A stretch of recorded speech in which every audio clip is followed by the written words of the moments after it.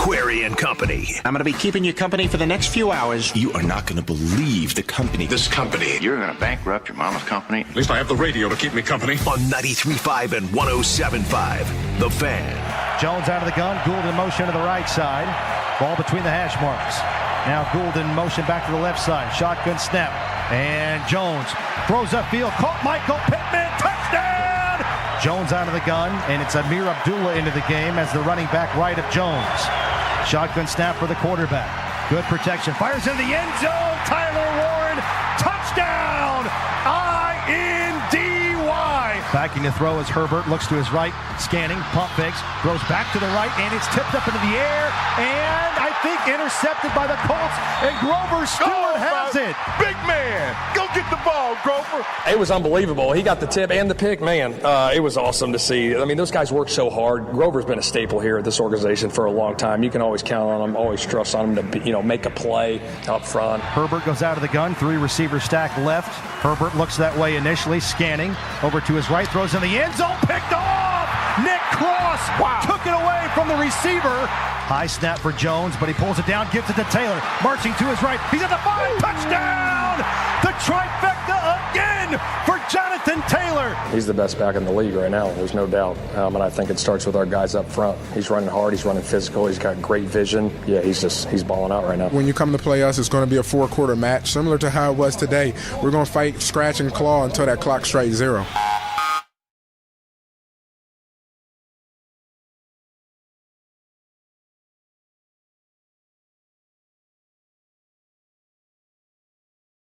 So that's how it sounded yesterday. Matt Taylor, Charles Arbuckle, Colts Radio Network, Shane Steichen. You heard from Jonathan Taylor as well.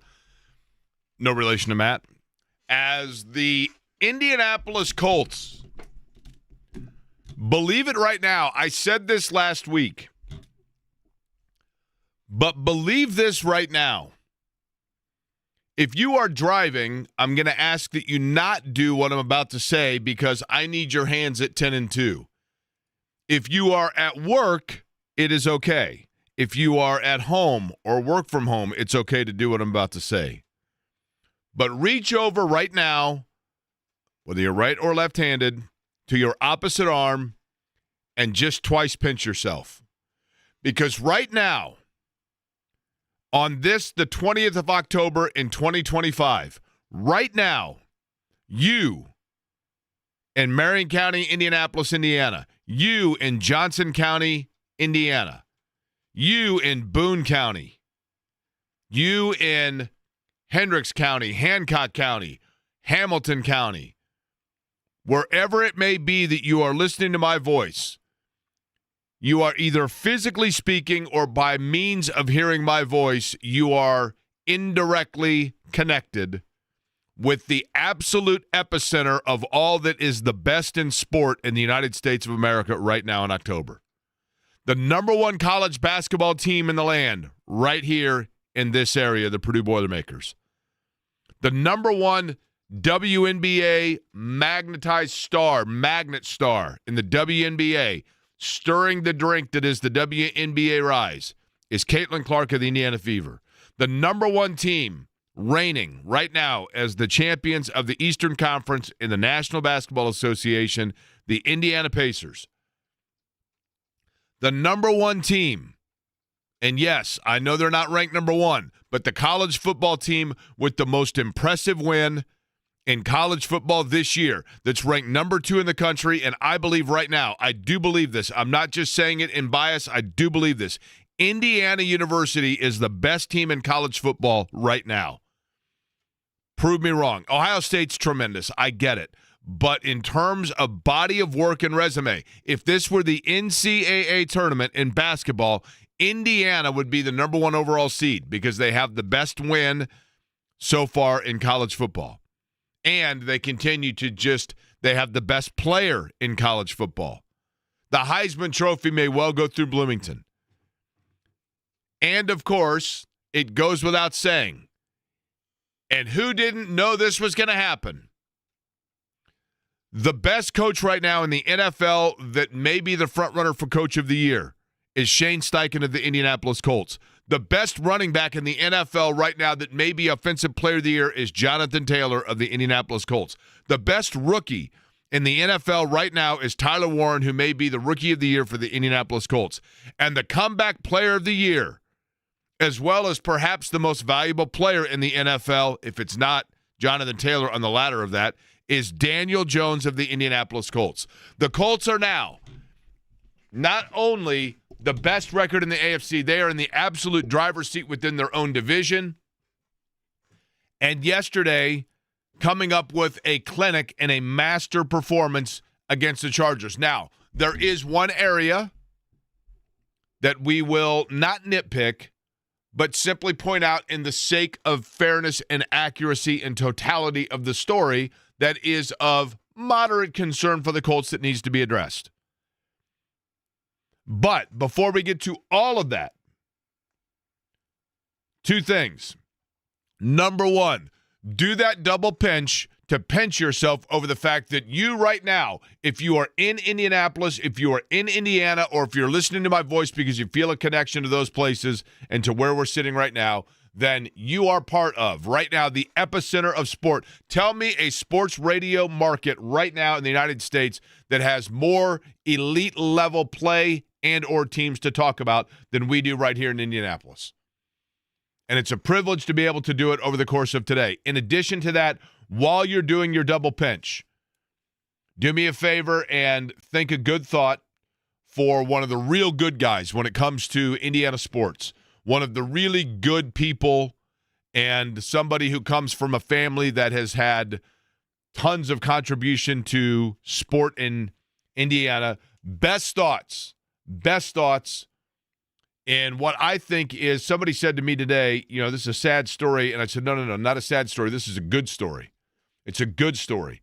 Matthew Graves, the head basketball coach at Indiana State, who, of course, native of Indiana and has coached for a number of years now in his second season with the Sycamores.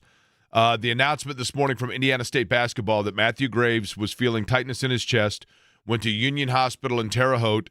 They determined that he needed triple bypass surgery, and it said, which would take place this Monday morning. I assume that means this morning as opposed to next Monday, that announcement coming today. But either way, that means that Mark Schlesinger will fill in as the interim head coach for the Sycamores. That is, of course, secondary to the health and the progress moving forward for Matthew Graves. But the good news in this is that they caught this early. He was in good spirits. He went in, and we wish him the very best, not just in that procedure, but also in his recovery. So for Matthew Graves, the best of luck and a tip of the cap to it. But let's get back to yesterday. The Colts and the Chargers. Eddie Garrison is back in the mix here from his vacation. That means that you are saying hallelujah that you're back, right? Oh, no, that's you celebrating, Jake. I knew you woke up this morning and you just had a different pep in your step because you knew that Eddie Garrison was back in the saddle. Yeah, okay. Did you miss me? I know Corbin probably did a good job, but it was Thursday before I realized you were gone, to be honest with you. I doubt it. It was probably 3 minutes into the show on Monday. Where did you go for vacation? Florida. Where in Florida? A city. Did you get any? Are you sunburnt? No, I am not sunburnt. How was the weather? Oh, Jake, it was perfect. Was it really? Low 80s, a slight breeze every day. Oh, it was just absolutely glorious. And you drove, right? Drove, yes. Okay. We left 7 a.m. last Saturday. Got there at 8 o'clock local time. That's not bad. 13 hours? Not bad, no. You must have been in the Panhandle. You are correct. Okay. See? I don't know if you know this or not, but it's fun anytime you meet somebody from a different state to say, now, is that near the Panhandle? And then we left, 8 a.m. Eastern. We got back about 9:30 Saturday night. Do you know the only state with multiple panhandles? Colts won yesterday, right? They did. West Virginia, the only state with multiple panhandles. So, look, you can look at yesterday's Colts game one of two ways. And there might be truth in both. There may be truth in the fact that what you're seeing right now is a franchise in the Colts where it's all come together. And you can't even say, hey, it's all come together just because they are healthy. No, because they're not. Their defensive backfield continues to be an area of big question. Mooney Ward now, we now know over the course of the weekend, everybody knows this by now, going on the IR, he's out at least four games. Yes, they are eventually going to get some players back. Jalen Jones being a big one in that regard. But they yesterday, think about the plays that they got. As I was watching that game, there was a play that happened, and I instantly rewound. And I watched it again. And I thought to myself, that right there is the most symbolic play of so far this Colts season. And there's still plenty of football to play. Although I got to admit, when you look at it, you're like, okay, wait a minute. Tennessee at home. 2 touchdown favorites already. And then you go to Pittsburgh. 14.5 points. And then you go overseas and you take on Atlanta. I mean, at the very least, 2 of those 3 are extremely manageable heading into the bye. Yep. And I would say all 3 are. But nonetheless, I'm watching the game, and a play happens. And I thought to myself, this play, this moment, this illustration perfectly symbolizes the Colts to this point. And by that I mean Justin Herbert, who I think the world of. I think he's a very good quarterback. He's mobile. He's got a big arm. He can extend plays. I think the world of Justin Herbert. And Justin Herbert literally had paper mache protecting him yesterday. And it was almost like paper mache that had gotten wet, which actually I guess wet paper mache probably is harder to break through. But nonetheless, I digress. Herbert throws to the end zone. Does that mean it's hodgepodge then? Yes.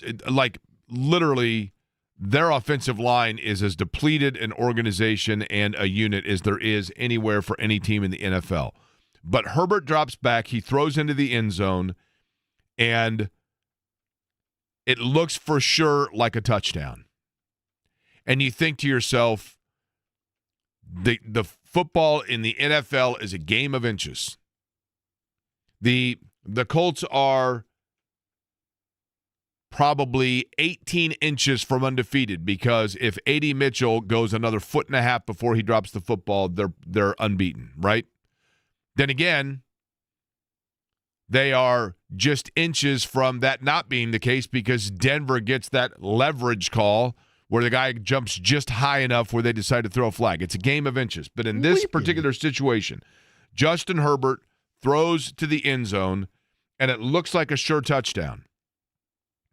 But Nick Cross, a player that was drafted to the Colts based on athleticism, and there was some question whether or not they reached on drafting him when they did, but the Colts said, we are confident he can grow into the position. Yes, we had a player in, what was his name, E.J. Green out of Clemson that we drafted to be a safety based on athleticism, and it never panned out, and it washed out, and sometimes you get burnt by that.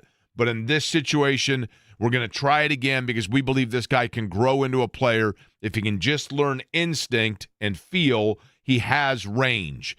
And so here he is as the ball is sailing towards the end zone, and they're testing the player that initially was a thought-to-be-reach potential guy for the Colts. And it looks like a sure touchdown for the Los Angeles Chargers, but then Nick Cross makes one slight tweak of his body. He makes one slight turn to his left.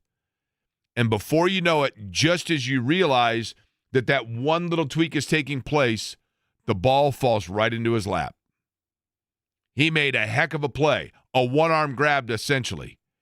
But it was a takeaway. It denies a touchdown, and it's a key pivotal play for the Colts amongst a handful of those they had yesterday. But it perfectly symbolized where the Colts are right now because we all assumed We all assumed when the Colts got Daniel Jones that was a reach. There was no way this guy was going to be able to play. We all assumed when Chris Ballard, and give him credit, said, I'm trying to build depth in my trenches, say on the offensive line, and I feel like we have weapons that we can move the ball around. And look, I know you guys all want to sit here and ask me about Anthony Richardson, but there are other players on the roster. We all assumed when that was the case that those were all a reach, that was all a project.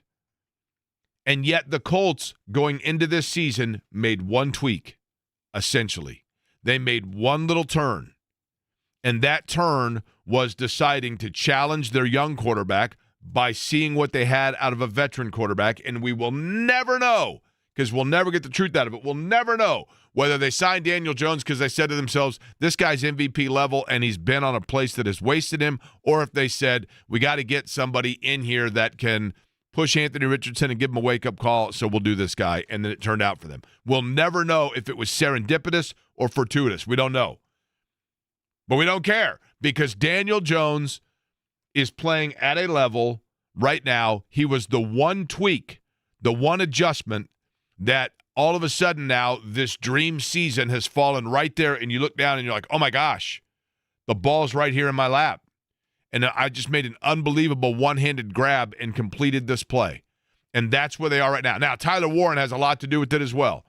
And he is going to be the most valuable, the rookie of the year offensively in the NFL, because he changes everything that they do. He changes everything that they do. But the Colts, believe it or not, 6-1.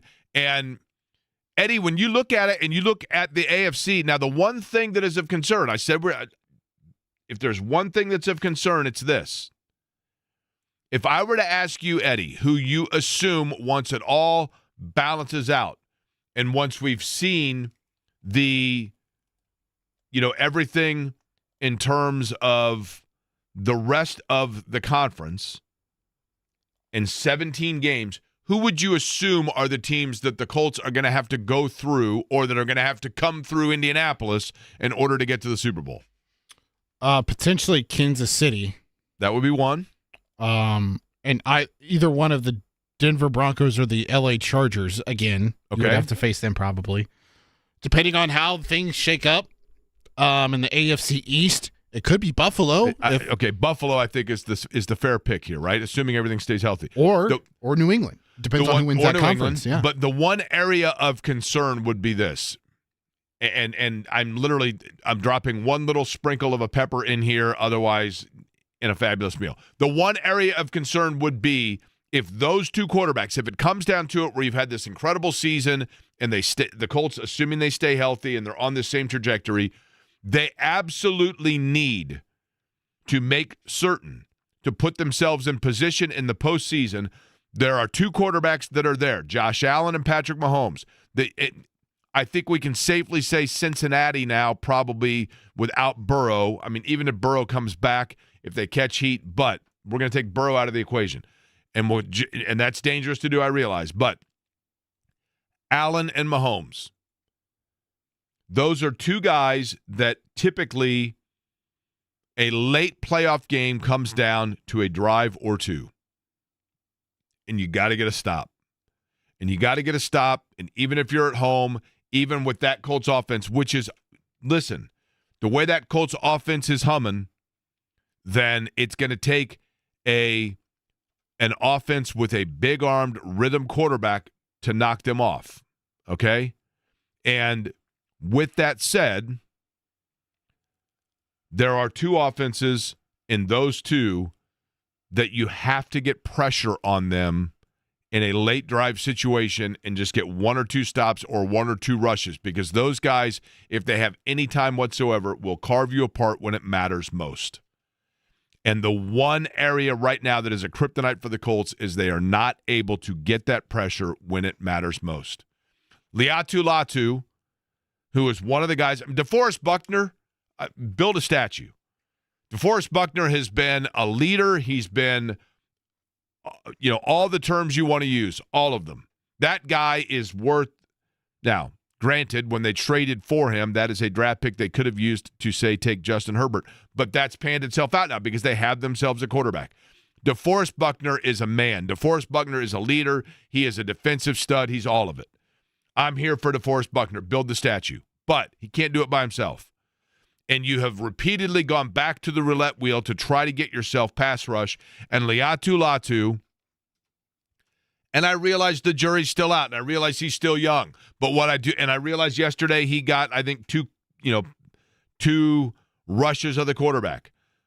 But when it came down to it, and you needed stops and you needed a drive at the end of that game, just to keep it at bay, Liatu Latu was on the sideline and had to come out of the game because and hit the oxygen because he wore himself out. Now, again, young player, jury's still out, but that is the guy that, remember, he was the best defensive player in the draft. He fell to the Colts. He was the number one defensive player. He was the best pass rusher, etc. That has to get going. And they need it now because it literally is the one missing piece. But I don't want to sit here and dwell on, say, the negative over and over and over on it. But it is something that we are going to talk a lot about over the next 2 weeks because the trade deadline coming 2 weeks from tomorrow, it would be assumed that the Colts are going to have to make some move to get some help in that pass rush. And I know that that's hard to do because that would be admitting fault in an area that you have invested heavily in terms of your scouting, your drafting, your building. But the other area where you already admitted fault and waved the white flag was quarterback. And look what it did for you. Look what it did for you. And kudos and credit to Ballard, Steichen, all of it for saying, you know what, we're gonna give this a fair shake. And that's where they are. And then the other thing that happened over the weekend, I'm telling you right now, and it's not just because I find Ohio State laborious. I know Ohio State is fabulous. You would be a fool to think that Ohio State has even begun to take their foot off of the accelerator. Or, excuse me, to put their foot down on the accelerator. I mean, Ohio State, I think at this point, we know that Ohio State in postseason football and playoff, they can flip a switch and go. I get it. And they are loaded at every position, and Ryan Day is a tremendous football coach. And Ohio State, I'm not here to argue in any way, shape, or form the number one ranking of Ohio State. But in terms of totality, in terms of resume to this point, the most impressive win and then turning around and backing it up, the Indiana Fighting Hoosiers are the best team in college football right now in terms of those things. And what Indiana does, which to me is so impressive, teams that aren't used to success, typically when they get it, they squander it, and their focus goes away. And this team, literally in every single aspect of from the pregame to the end of the game to the postgame, Indiana is so locked in. And obviously it goes back to Curt Cignetti. I mean, you see him on the sidelines in his pregame interviews. Well, we just got to go out there and we got to execute, not make mistakes, make sure they do make mistakes, take advantage of their mistakes. I mean, it's like a robot. It was every cliche you could possibly have. But it's the best because that's exactly what they do. If you go in to take on Indiana and you're waiting for Indiana to make a mistake, you're going to be waiting a long time because they go out and they simply, literally, you want to talk about foot and accelerator, theirs is down all the time. 4th and 4, going for a touchdown, 4th and goal from the 4 with 11 minutes to go, up 25. Yeah, I mean, you probably could have kicked a field goal there, right? And you throw you throw an almost perfect pass and a perfect play, but Williams' foot, half a foot is out of bounds. But Indiana with their precision, their attention to detail, they go out and they literally, and Mendoza is playing, right now he is the Heisman frontrunner. He represents everything that has gone right for Indiana. And there's a ton that goes into it. in terms of this Indiana turnaround. Somebody asked me today, which is a bigger surprise? Colts leading the AFC or Indiana second in the country? And the answer is it's the Colts, because Indiana was just playing in the playoffs 10 months ago. So you knew the foundation was there. And we can now say it literally is. And the other thing about Indiana that is remarkable, they're doing this with players that were not elite 5-star cap dance 24/7 on ESPN, Under Armour, All-American Game, college announcement recruits. And will they be able to sustain it once those guys, inevitably, because Indiana's now on that Mount Rushmore, once those guys start coming, does Indiana sustain this, or is Indiana winning because they have guys that buy into that focus of, we've been overlooked for a while, but now look at us? And my coach tells me we got to just keep going at this pace in order to keep this up, as opposed to, I'm a 5-star. Those are all questions for another time. But we're going to soak it in right now with Colts, IU, all of it. Don Fischer going to join us next. Mike Chappell on the program today. We'll talk a little Notre Dame coming up at 1:30. Tom Noi from South Bend joins the program. And a question for you folks, basketball-wise. Pacers getting underway on Thursday. Ton to get to, and we'll do it with Don starting out next.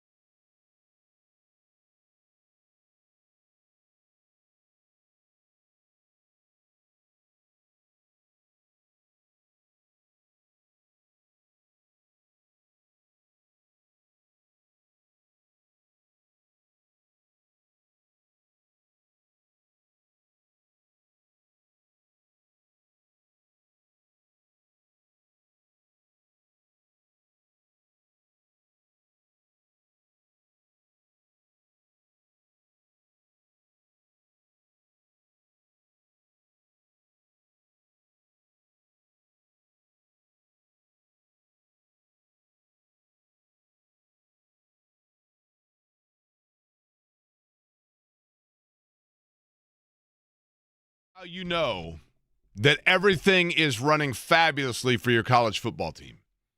It goes without saying that when you are unblemished, that things are going well. It goes without saying when you're quarterback that things are going well. And it goes without saying that you are ranked number 2 in the country, things are going well.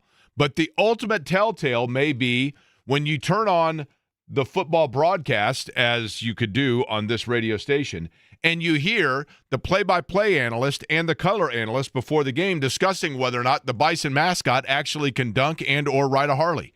When you hear that, you say to yourself, this means everything is perfect in Hoosierland. Don Fischer, the voice of the Hoosiers, joins us now.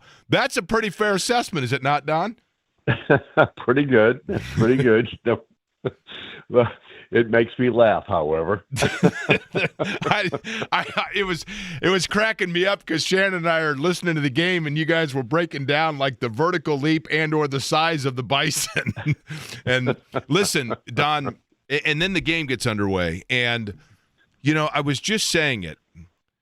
I think at times over the course of a game, Curt Cignetti you know this obviously in talking to him. He is at times so concise and so direct on what he wants and what he expects in a game, and he can just fire off the cliches like that, right? And then you watch his team, though, and it truly carries the character and the message of the coach, because I am just still pinching myself over the efficiency of Indiana, both on offense and defense. Don, I don't know that I've seen a team, and I don't mean this to blow the smoke, but I just don't know that I've seen a team that plays as smart and as efficient as I've seen from Indiana. Does this remind you of other programs that you've seen or other teams over the years? It does. I mean, when you think about that kind of efficiency, that kind of the way they go about things, and I don't want to compare it to who I'm going to compare it to, but it does remind me of the Ohio States and Michigan of the past, not necessarily now so much, but of the past, of the teams I've watched on television, the Alabamas, those type of ball clubs. And I'm not saying that Indiana is in that category yet, but it looks like that. It looks like, man, these guys are good. They really are. They do the things their coach is asking them to do. It's got discipline. It's got toughness. It's got all those things that Coach Cignetti talks about at this juncture, and it looks so good to not just the average fan, but to guys that are experts. Urban Meyer has said this is the best coach team in the country, and he said that recently. So all I can tell you at this juncture is that what we're seeing at Indiana University is historic in just about every way you can think of. And Don, when you look at the roster, and I know, look, Surratt is a phenomenal player, and it goes without saying. I mean, what Mendoza's doing, again, efficient is the word that keeps coming to mind. But when I look at just the totality of Indiana football, I wonder this: how much of this is because he's been able to get guys to buy in? Because I'm not saying all, and I mean it as no disrespect to the previous stops for some of them, but there's like this chip on the shoulder, right? Of that Cignetti himself kind of has of like, yeah, I might have been at JMU, but you know what? Like, I just win. Google me, and all of these guys are buying into it. How has he been able to get guys to put the team accomplishment above personal accomplishment when some of these guys had personal vendetta against reputation? Well, in my opinion, the reason he's able to do that with players is because he researches players. He researches what these guys are like. What kind of character do they have? What's their performance been like when they have been out there in the field? We're talking about portal guys now. But he does the same thing with high school kids who he recruits. He's looking at the total picture of a player, not just in the sense of his physical prowess or how he is played from a talent perspective. He's also looking at the guy internally, if you know what I'm saying. What this kid's mindset is. How's he approaching coming to Indiana? Is money the most important thing? All those kinds of factors that now coaches have to look into. And if they don't, they're not going to get the guy they're looking for. And that requires then probably having to replace that guy because that guy is going to transfer. Or if you want to continue to play with him, does he fit the mold of what you're trying to build with your program? So there are so many factors involved in this thing right now. But more than anything else, what Cignetti looks for is character first, and then the other things. And I couldn't put them in the order that perhaps he would, but all the things we've talked about at this point, it gives you some idea of why this team looks like it does right now, because he has built this team, constructed this team through his research. Don, I literally feel like I need to say this and then run like out of the building, okay? Because I get it and I mean it as the highest of compliments for Indiana. I feel like what Curt Cignetti has done and what you're talking about in terms of roster build is kind of the football equivalent of what Matt Painter does at Purdue. And I know Indiana fans don't want to hear that comparison, but my point being, and I know you think the world of Matt as a basketball coach, there just is an ability that some coaches have. Sometimes it separates coaches of understanding people, right? And being able to assess people and put people together. And for Curt Cignetti, it's worked beautifully. Obviously, with Fernando Mendoza, this is one of them that I saw a comment afterwards from Mendoza where I'm watching him and I'm thinking, this is the antithesis of the stereotype of big, like, successful jock quarterback, because he was this humble, team first in comment guy. And so I was curious how much time you have had a chance to talk to Fernando Mendoza and just kind of your overall assessment of what kind of young man he is and that is enabling him to be and have this kind of a season for Indiana. Well, the truth of the matter is I haven't spoke to Fernando yet. I have not. I haven't had a chance to. It's not that I've been kept away from him or he from me. It's simply that because of the demands on him at this point, they're protecting him a lot from a lot of the things that happen. And I just haven't had a chance to interact with him in any way, shape, or form. However, I've seen his interviews with, in the post-game scenarios and that kind of stuff where he's talked to the rest of the media and what kind of questions are asked and the kind of answers he's given. And he is exactly as you've said, very humble, team first, talks about how he must get in there and look at film and how much work he does in that regard, what the coaches say about him. He's a very coachable guy. He listens intently and he studies intently. And so from that perspective and from the personality that I've seen him exude in these press conferences and so on, I'm really impressed with the kid because all he does is talk about, I've got to get better. The things that I do sometimes are not the right things, so to speak. He says, I make mistakes and I've got to correct those mistakes. It's the character of the kid we're talking about here. And that's why all of these guys are successful, because that's the kind of kid that Curt Cignetti goes after. And when you talk to almost any of these players, and I mean virtually anybody that Cignetti has brought on campus to be a part of this football team, they've got the same type of personality, so to speak. There's differences in every kid or in every young adult that comes into IU, but they all think the same way. They're all thinking the same things. And he definitely demands that kind of a thinking process when it comes to his players. And if they don't buy into it, see ya later. Yeah, I mean, it's in you can just tell it, right? I mean, it literally is. Everybody is laser focused on the same thing on each play. But let me ask you, Don Fischer, our guest. He's on the Java House Peel and Pour guest line. We're talking Indiana football, the number 2 ranked now Indiana Hoosiers. Lastly, Don, and I ask this just because, you see every play. And, whether between you and Buck or whoever you talk to, is there an Achilles? I mean, is there an area with this Indiana football team that you say to yourself, look, this is great, but there is still an area that I know they need to shore up that could bite them, and it's this? I don't have that area, Jake. I'm not that smart. I can just tell you, I don't know what area that would be. I know. Yeah. I mean, there's just nothing I can point to. The one thing I've said, and I've said this to you before, and I've said it to anybody who asks me questions about Indiana right now.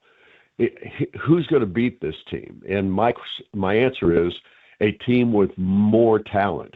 A lot more talent than what Indiana has, and they've also got to be a really good football program under their coach. So I'm not going to sit here and say that Indiana's not going to get beat and then that they couldn't be upset or anything like that, because we don't know. We've played some really good ball games against some really good football teams at this point.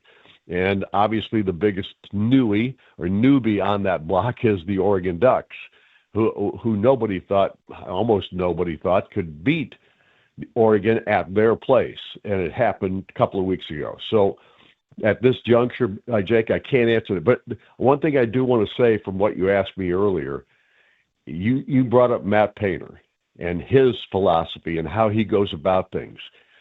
There's not much difference you can say about these two programs. I'm talking about the basketball at Purdue and the football at Indiana right now. And I think you're going to see something very similar to what we see from Matt Painter and Kurt Signetti and the new guy, Darren DeVries. I really believe that. Yeah, and I'll tell you what, that was, obviously done from the basketball standpoint. Darren DeVries has done so far, all the right things, and certainly the players that have come in have been bought in from what we can see so far. And I think, I'll tell you what, offensively, they're going to be awfully fun to watch. I don't know how good they'll be this particular year, but their style, and they're not afraid to shoot threes, I think they're going to be awfully fun to watch. Oh, they're going to be so much fun to watch, because not only do they put up a ton of threes, and we saw that in the first exhibition game, and you know what, they're going to be teams that try to take that away, and you won't be shooting as many as they did in the first matchup with Marion, which was 30 and made 15. But at the same time, you're going to see a basketball team that I'm telling you, Indiana fans who get a chance to watch this IU basketball team early in this season are going to fall in love with them, because they play the way you should play basketball at Indiana and the way you should play basketball any place in that regard. And that's through really tough defense, really playing their butts off all the time, and they're going to compete like crazy. And you're right, nobody really knows how good this talent level is with this particular group, and they've got some areas that are not as strong as some of the teams they're going to face in the Big Ten. But I believe that they're going to compete every single night that they play, because this guy demands it. Don, I think if I'm not mistaken here, you've got 3 or 4 more weeks here that you can get in some golf. Is that about right? Well, we're about to enter November, of which the golf bag might as well be put in the trunk and not be used again until next spring, because I just got too much going on with football and basketball. That's what I was going to say is now you're like, well, hey, that's fine, because I got a top 5 football team and an up and coming basketball team to deal with. Like, it's all good, right? Life's good for Don Fischer. That's exactly right. It can't get much better than this. Don, we appreciate the time as always, and the Hoosiers and UCLA coming up Saturday at noon. Of course, you can hear that with Don on the call as well. Appreciate it, Don. Thanks for having me, Jake. See you. All right, Don Fischer on the Java House Peel and Pour guest line. We come back. I had asked yesterday for your summary of the Colts season. I will read some of the best of those, and Mike Chappell joins us coming up in just under 15.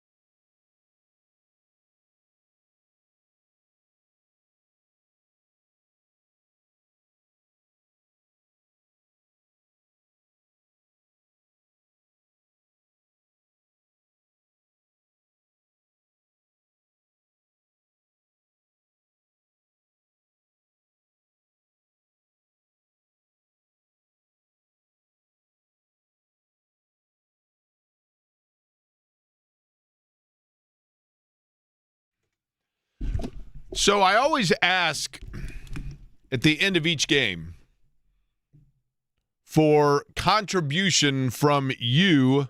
We had, Eddie, you were gone. We had on Thursday. Okay. We basically had a FUBAR Thursday. Really? Yeah. We sent out a pigeon carrier. It died. Oh. Or carrier pigeon, I should say. It died. The phone lines were down. Oh. I think the internet was down. Oh. We tried to get people to write outside notes to us on the window, but we can't see outside. So, well, who's to say they could even get here, Jake? Because, they're still working on the correct. steps. But by the way, what's going on with Capitol? I'm driving down Capitol today. I'm like, where did this come from? But nonetheless, so we did I believe it was Friday, we did an interactive, basically it was a redo Interactive Friday, because I felt bad about the fact that it was just me on Thursday. And trust me, I know people don't agree with it or don't believe this, but less of me, more of you, probably better. But I always ask the question after each Colts game to summarize for me your thoughts on the Colts season. We're through 7 games, so I went with 7. Summarize in 7 words or fewer your thoughts on the Colts so far this season. Eric, when I'm wrong, I say I'm wrong. Our buddy Mo in Ohio. Amazing how one player changes confidence and cohesion. That is 7, actually, because he used the amperstamp or whatever the hell it's called for and. So he saved himself a word there. Mark Janes, you have to trust the process. Chris, keep giving Jonathan Taylor the dang ball. Jackson, something magical is happening in Indiana sports. Now, this is one that I think there are probably a lot of people that feel in the back of their mind. From ump guy.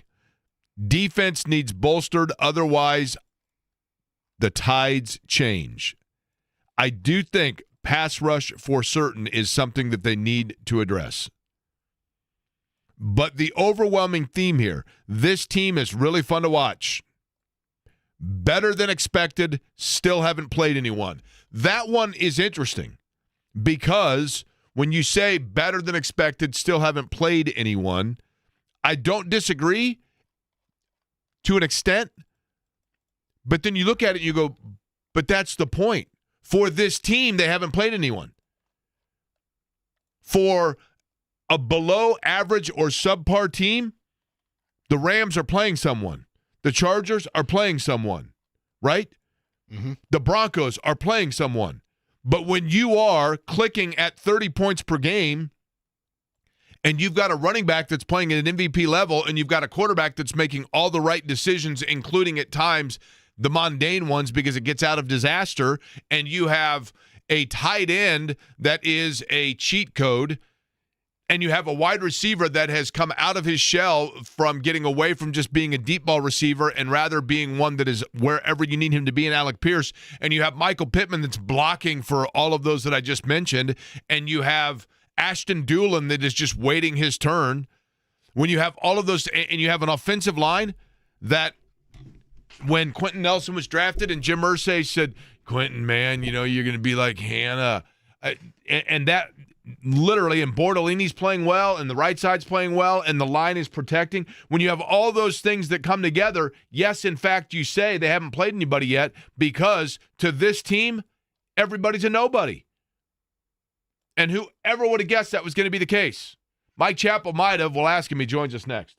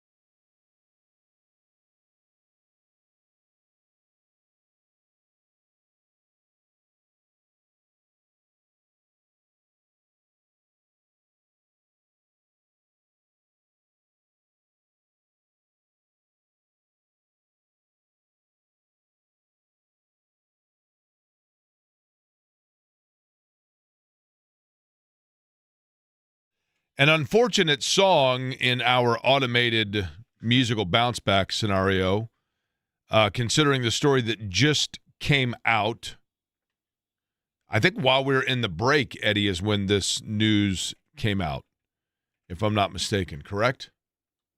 Yeah, I just saw this about a minute ago from Ryan Hendrick from over at WIBC. I'll hit the breaking news sounder, Jake.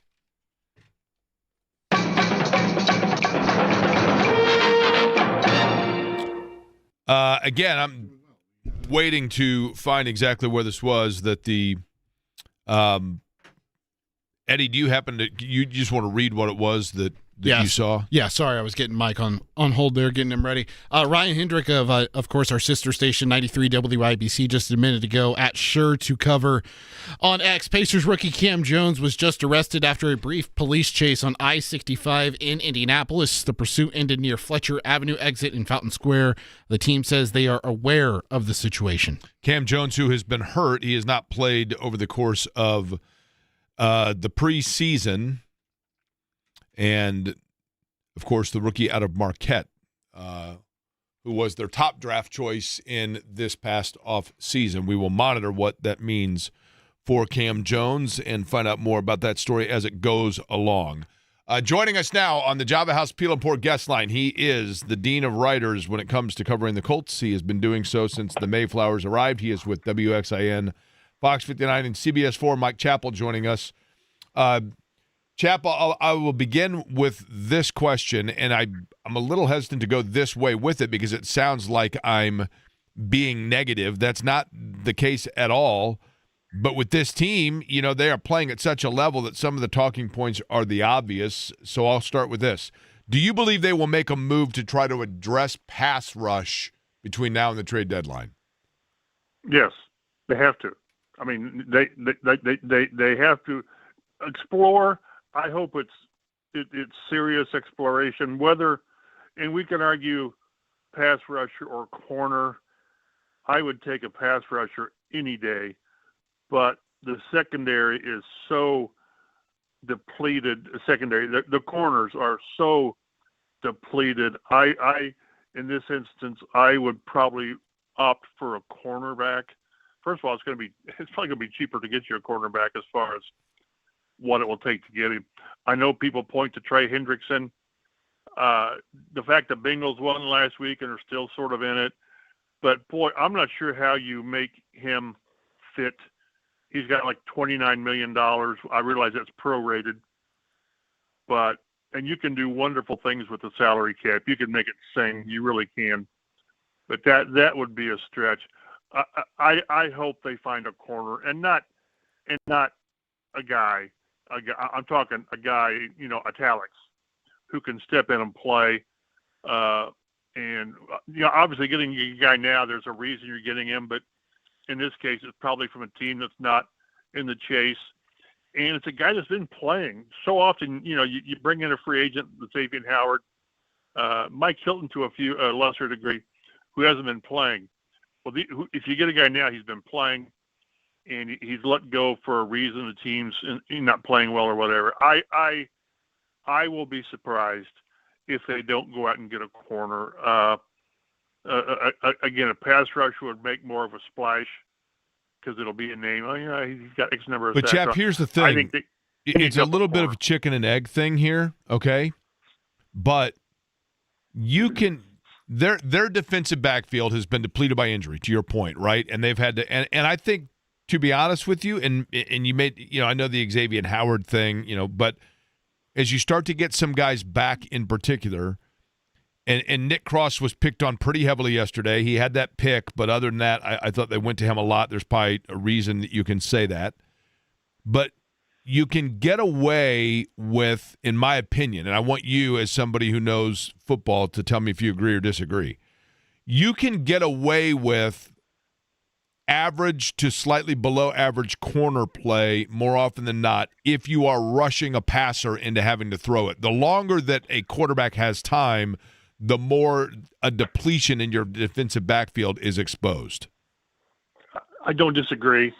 And that's why I say, in most cases, I take a pass rusher because I think, Dwight Freeney Hall of Famer. He can make 3 plays in a game and stand there twiddling his thumbs for 50 plays, and he wins the game for you.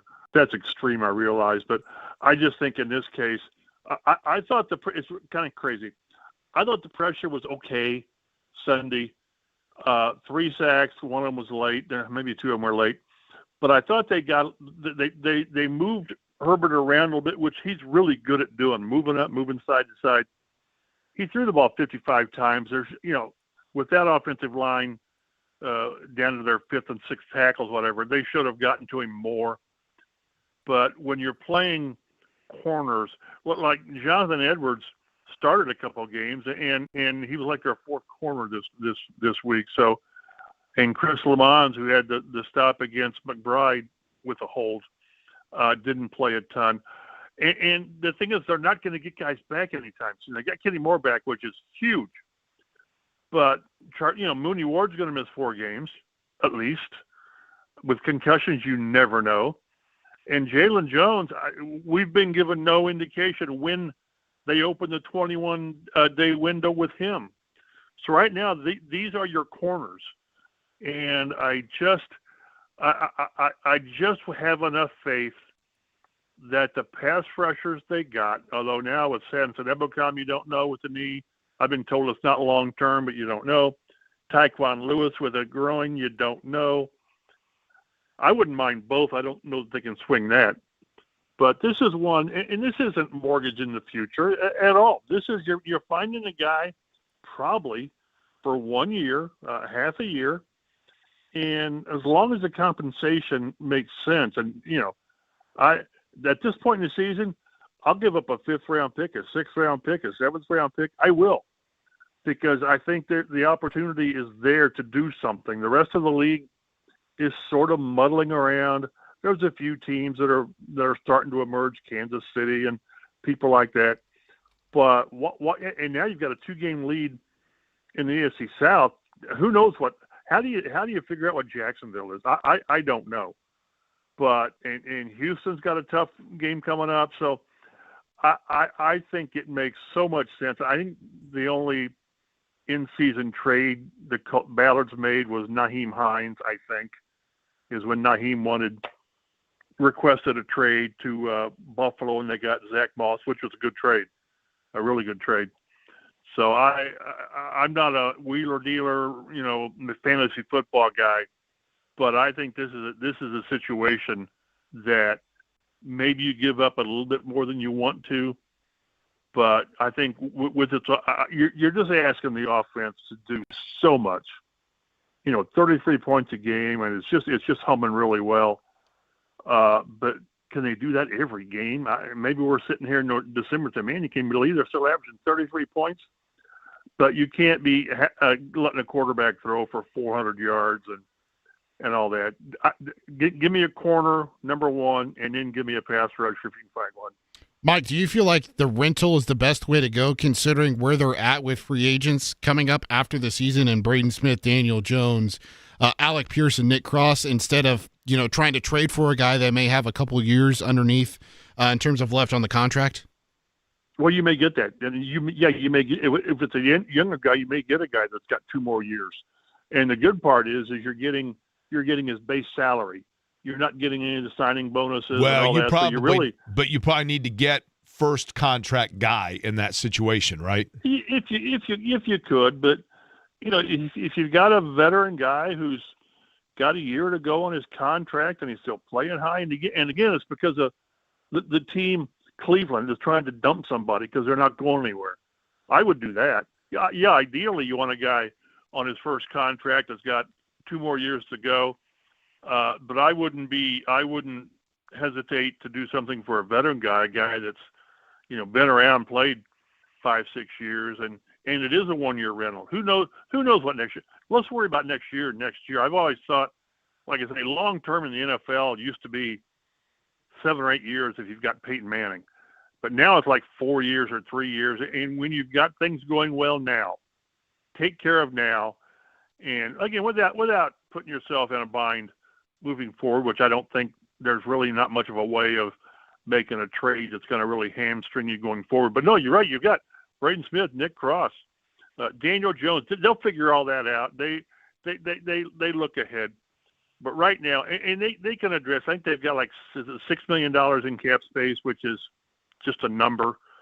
They can go to Quentin, they can go to Buck, maybe somebody else. They can make the numbers work. And I just think if it looks good and it works for them, I would make a move or two. Yes. Mike Chappell is our guest. He's on the Java House Peel and Pour guest line. By the way, Jake25, the discount code, if you would like to purchase the Peel and Pour pods at Java House. Mike, the job that Shane Steichen has done, have you seen, you've been around him, you cover the team, you're in the weekly press conferences, etc.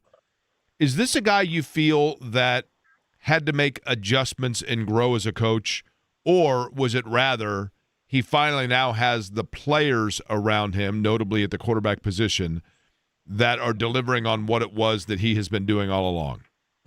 Yeah, both are true.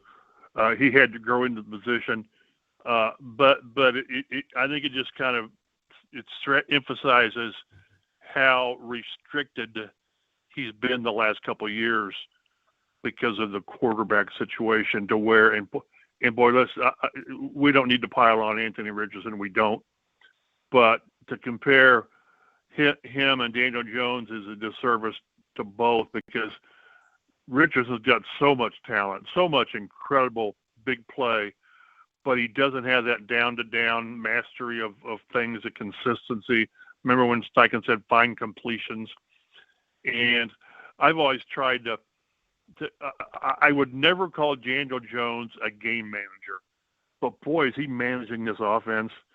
And that's not a knock at all. It's really kind of funny. And it hit me last night when I saw the quotes from the podium. Somebody asked Jones about the offense, and he said, well, no, he said, what's really, what I'm proud of is we're not doing anything out of the ordinary or crazy. And I've been saying that for the last month. They're just going out and play after play, executing. Again, he's not doing anything crazy. I'm still waiting for Jonathan Taylor's game. 25 carries, 190, and all he's doing is wearing you down with brilliance. Michael Pittman's just having a good season. Tyler Warren, when you give Shane Steichen a quarterback who runs the offense, reads the defenses, gets out of bad plays, gets into good plays, avoids sacks, and then you pair him with Jonathan Taylor, who's the best running back in the game right now. And it's all year to year, because last year it was Saquon Barkley, but he's on pace for like 20-some touchdowns again and 1,700 yards. This is I wrote about it a while ago, and others have too. This is Daniel Jones 2022. When he had Barkley and the Giants went, whatever it was, 9-7, whatever it was, and made the playoffs. You're not asking to do too much, but he's just making the right. It's 71, 72% completions. I just posted something on Twitter, and I double and triple checked it. He's had 100+ rating in 6 out of 7 games, and I went and checked how many Colts quarterbacks have had 100+ rating in 6 of their first 7 games. And you know how many it is? It's Daniel Jones. That's it. He not Peyton, not Andrew Luck, not John Unitas. So, and they're not like 150. It's like 113, 101, 113, 105. It's just methodical and efficient. And that's why I say what they're doing, it should sustain. Because, Tyler Warren can't keep doing that. Well, why can't he? They haven't really – he's not hit that big game yet either. He's just kind of knocked it crazy with 5 catches and 60 yards and a touchdown. So, and they're going to get downs back. This is really, really – this is Shane Steichen being able to use his playbook. Not a third of it, but all of it. I only hope, and knowing Shane – the way I've gotten to know him over the last couple of years, is he doesn't get, this is pretty fun. Let's see if we can go to, page 114 and pull this thing out, a crazy play, because he likes to do that. We saw that last year in Denver. and they'll try some funky things with Tyler Warren. But boy, it's just fun to watch this offense. It's not the pyrotechnics of Peyton and Marvin and Reggie and Edgerrin. It's different, but it's just as effective. Well, I think one of the things that's effective about it is the clock management of it as well, right? I mean, and the fact that they're able to sustain long drives and keep. If you're going up against Chap, a Buffalo or a Kansas City, and I know that those teams have had their speed bumps to this point, although Kansas City's starting to come to form a little bit, or even Cincinnati. If you're going up against a rhythm offense, the Colts offense to me is very dangerous because they can hold it on for 6.5, 7 minutes in efficiency and just keep you out of rhythm, right? I mean, it's very similar to the way that we saw teams try to play against the Peyton Manning Colts, right? Right. And that's the thing. Go ahead. And it's game to game because, again, when they're going against Justin Herbert, I think it was pretty obvious to me that Steichen knew they needed points. And that second drive when they went for fourth down 3 times instead of a field goal, it told me that he knew that they were going to score. Now, whether that was respect for Justin Herbert or concern over his defense, probably a little bit of both. Probably a lot of Herbert and some on the defense. And again, how much does he trust Michael Badgley?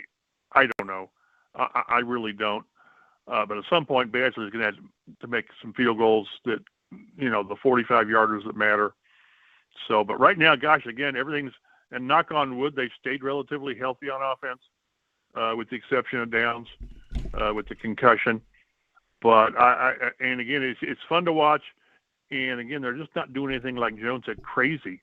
This should sustain itself because again, Taylor, we're waiting for Taylor. I'm waiting for Taylor, who's having a great season, to have one of those Taylor games where he's 200 yards.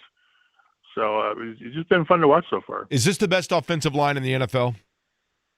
Probably, and you got 2 second-year players on it with Bortolini and Gonzalez, and Quentin. Boy, he's back to where he's just a highlight reel when he's pulling and smashing guys. And look, I wasn't alone in this. I was probably wrong, or I was wrong in saying that while it's great to have a dominant left guard, that is not a position that is a game-wrecking changer for you, and yet they have managed to turn that into that. Yeah, it's funny, and it's not meant as disrespect. Rick Ventura, we were on that boat from the start, using the 6th overall pick on a guard, and I would much rather have a premium position, a pass rusher, a left tackle with that pick. And then when you're right on the pick, you got to pay him, whatever it was, $20 million a year.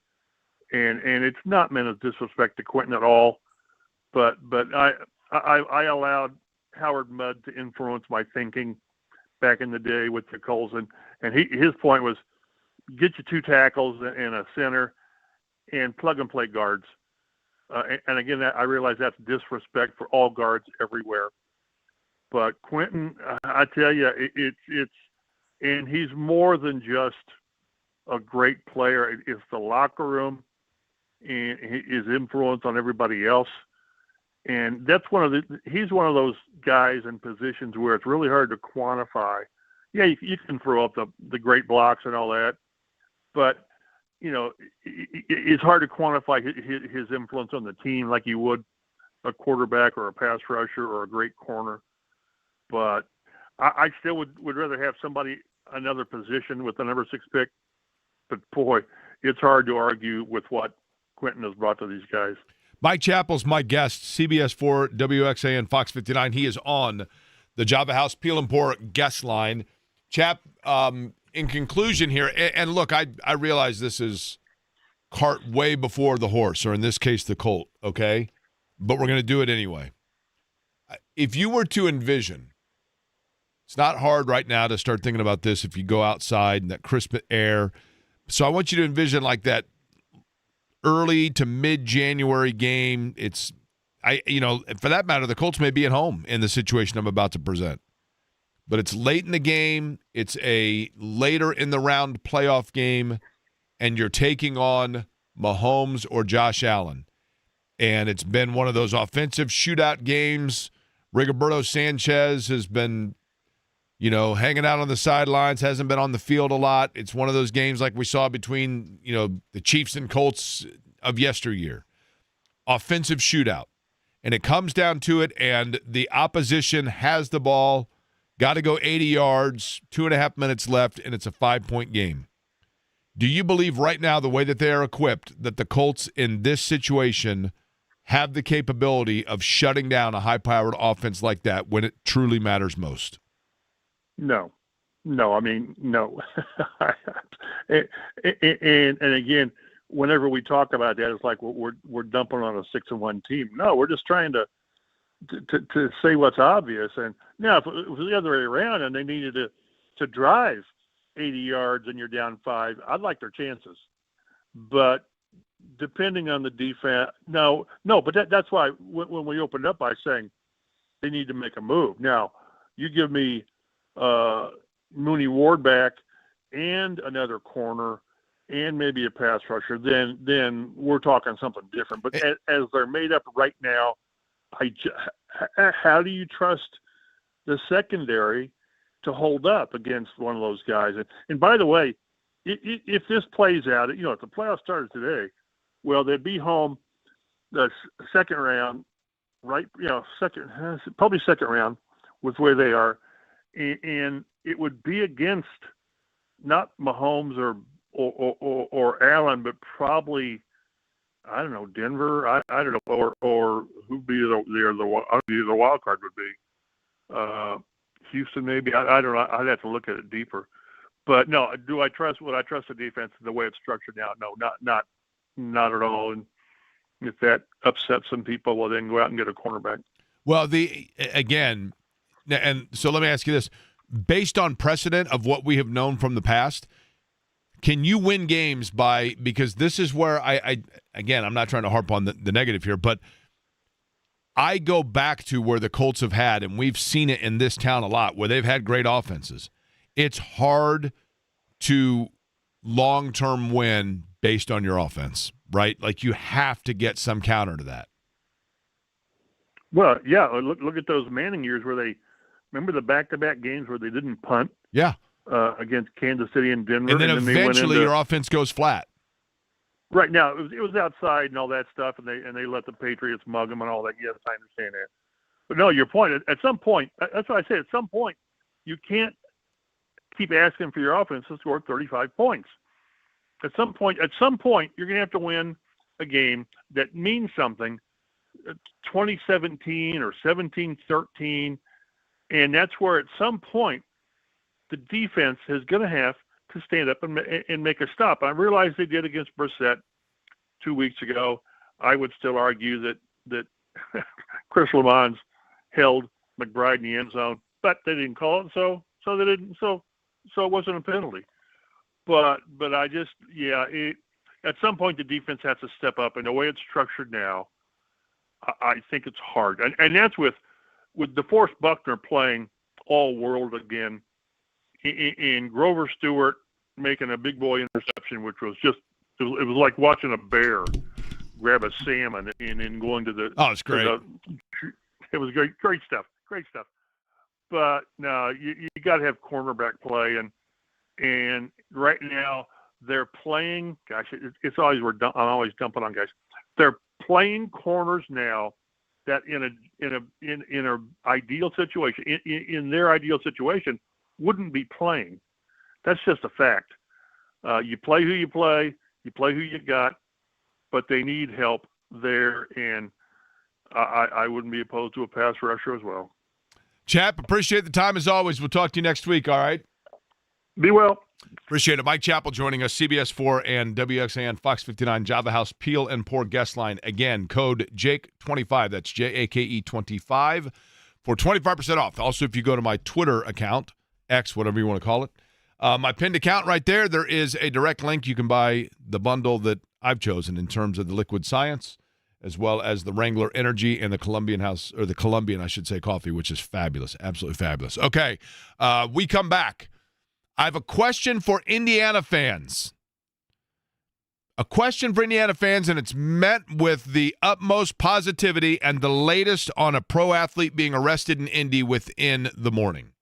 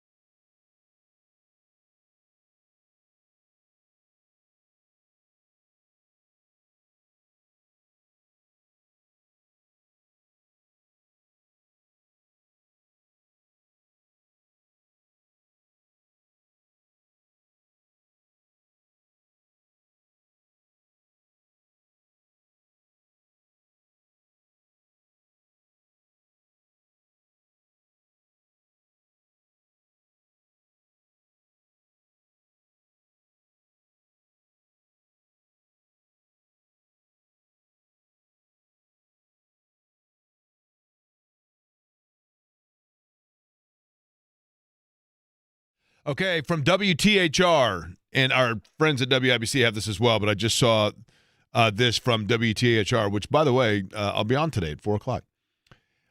Indiana Pacers rookie Cam Jones has been arrested after a brief chase on Interstate 65 in Indianapolis Monday morning. According to Indiana State Police, around 9:50 a.m., a trooper tried to pull Jones over for alleged erratic driving on southbound I-65 near the North Split. Jones did not pull over at first and led them on a brief chase that ended near the Fletcher Avenue exit near Fountain Square in Indianapolis. He is currently in the Marion County Jail on preliminary charges of reckless driving and resisting law enforcement. The Pacers, with a statement, quote, "We are aware of the situation involving Cam Jones. We are in the process of gathering additional information and will not have any additional comment on the matter at this time," end quote. Notre Dame with the big win over USC over the weekend. I'm going to ask Tom Noi a question that, of course, he joins us from South Bend. Tom, I'm going to ask you a question. We always have you on to talk Notre Dame football that has nothing to do with Notre Dame but does have to do with sports in Indiana in order to generate conversation on this program. Is that fair?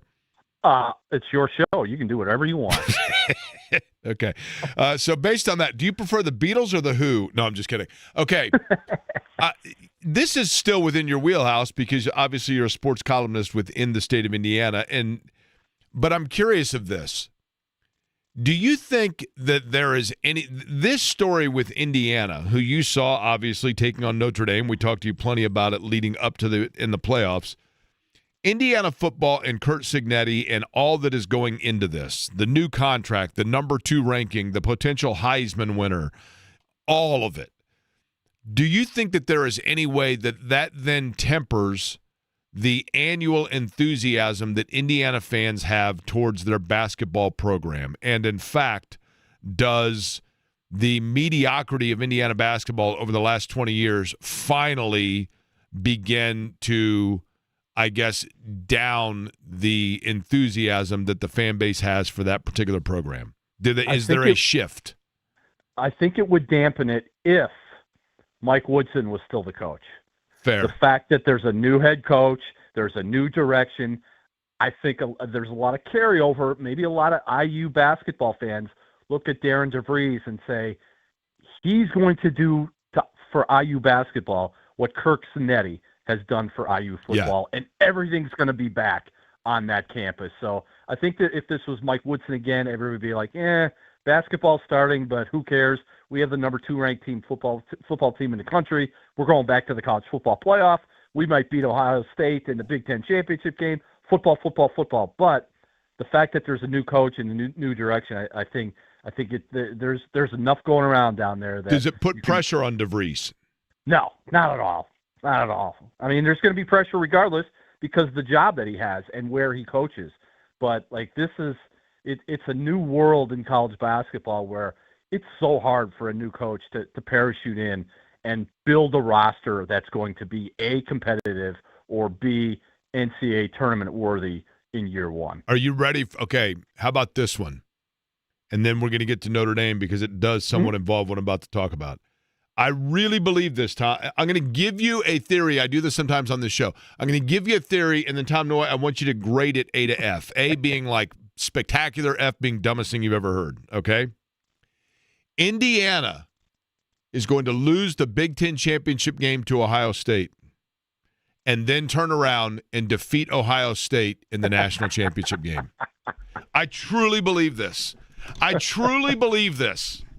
Your thoughts? The query theory, I will give that a C right now. Okay. Because we don't know. It's all about, like, everybody talks about come NCAA basketball, NCAA tournament time, March Madness. This team's going to the Final Four. This team's going to the Sweet 16. It's all built on matchups. If Indiana can do whatever it needs to do to get maybe a first-round bye or whatever, and then you see what their matchup is, and if they have a matchup like Penn State did last year in what they had to play Arizona State and SMU, right? Yeah. I believe. SMU right. and Boise State.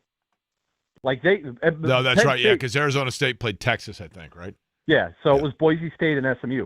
Penn State was gifted a spot in the NCAA the college football playoff semifinals. So until we see the matchups, can't say. But heck, why not? I mean, it's the year of IU football. Okay, speaking of Penn State, Tom Noi, our guest, South Bend Tribune. Is Marcus Freeman a candidate for that job?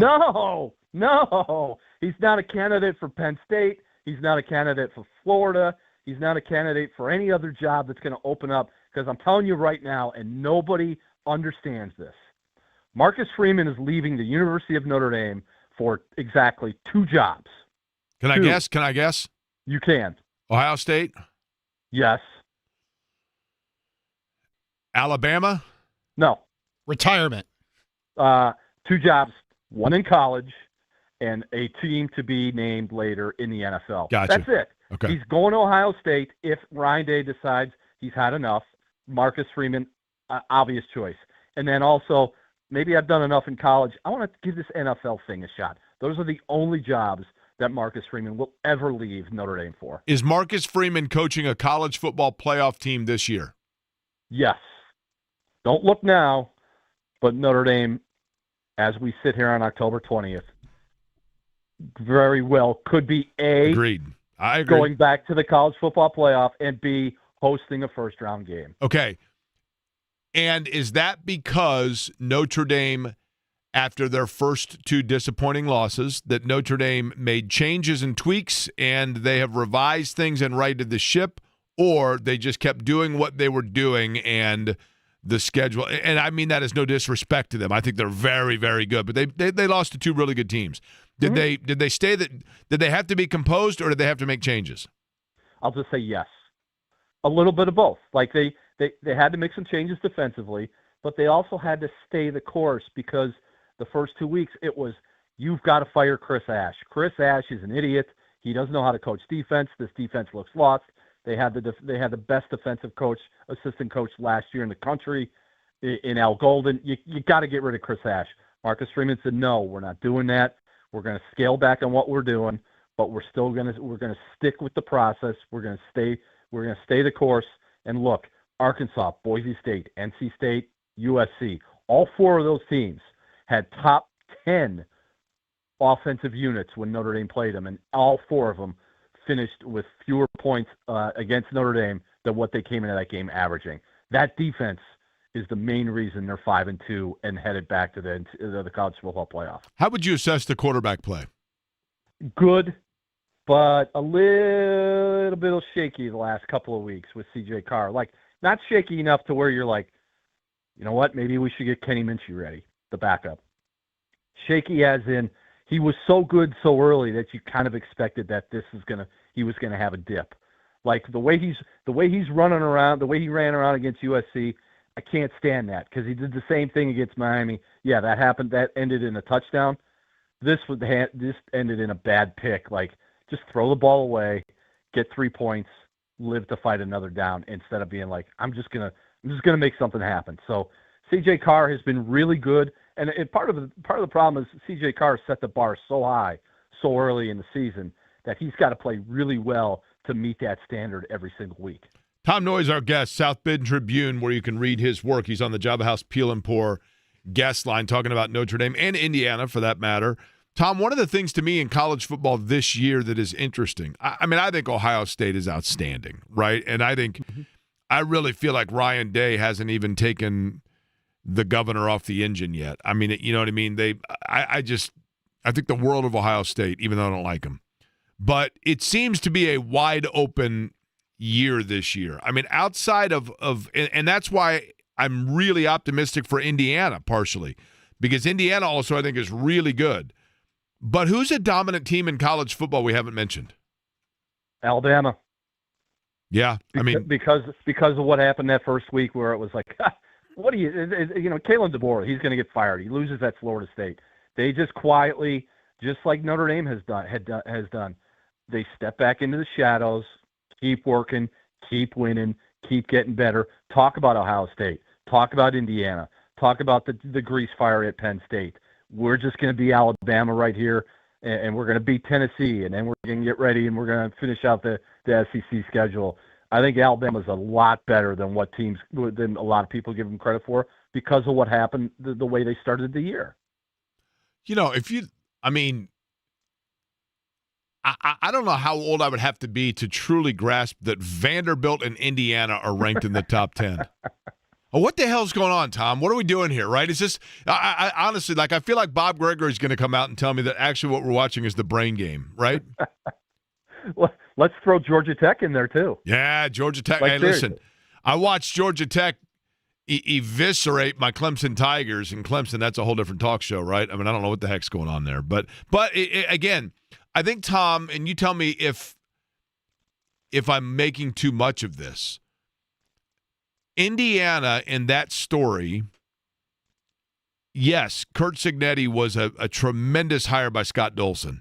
And yes, they have done a remarkable job. And I think one of the things, though, for Indiana that when the 30 for 30 comes out that needs to be discussed is Indiana was at the forefront in terms of NIL, collectives, and it was the perfect storm in college football in the last 3 to 5 years. The perfect storm was developing for someone to jump in and take over the wheel in the left lane. And that someone in the Big Ten was Indiana. Am I wrong? No, and have others, and that would allow other schools to be like, you know what, we can make that sort of commitment and get that serious about football, which is why Kurt Cignetti does not have to go to Penn State. He can do everything he wants to do and accomplish everything that people want him to accomplish at a place like Indiana. And 5 years ago, we would never have said that, nor would we would have dreamed it. But this is college football now where you can win in Indiana. You can win at Vanderbilt. You can win at Georgia Tech. You can go to Penn State and have everything collapse. It's not just a core 4, 5, 6, 7 different programs. Everybody has a chance in this new revenue sharing and paying players era that we are in college football today. And Tom, doesn't Penn State football kind of feel like what Indiana basketball went through in a coaching search year in and year out of, like, a lot of big-time coaches, I think, look at it and go, why would I go there? Like, I wouldn't want that mess, would you? Like, James Franklin, yeah. I know what his record was against top 25 teams and big games and all those other failures, but the guy did win 10, 11 games, and it still wasn't good enough. That's a pretty hard sell for the next guy. I know it's Penn State and everything, but you got to the friggin' national semifinal game a year ago, and all of a sudden now you're on the unemployment line. Now, I trademarked the phrase, why not Indiana, which I'm very proud of, by the way. And I'm thinking now about, and let me tell you something, there's no bigger pain, arduous, long drawn-out process in the keister like getting a trademark. It's a nightmare, but I did do it. I would trademark Query Theory, except for that it's technically Query, and my dad was very clear about the fact that I need to make sure that people know that it's Query and not that. But I kind of like that. Now, do you want the trademark first dibs on that, or should I go ahead and roll with that? It's yours. Like I said, it's your show, my man. All right, well, always appreciate it. It's always accentuated by your visits, though. We greatly appreciate it. Absolutely. All right, Tom Noi joining us, South Bend Tribune. Appreciate the time, Tom, as always, and have a great week. Java House, Peel and Pour guest line. All right, we come back. It is, as I talked about, it really is a spectacular time in terms of what the Colts are doing, what Indiana is doing. The Pacers are getting set to get, barring the Cam Jones news today, underway here on Thursday. And Eddie Garrison is back in the mix. And we're going to find out whether or not he is embarrassed, whether he's on the hot seat, or whether he got a little bit of sun on his cheeks. We'll get into that next.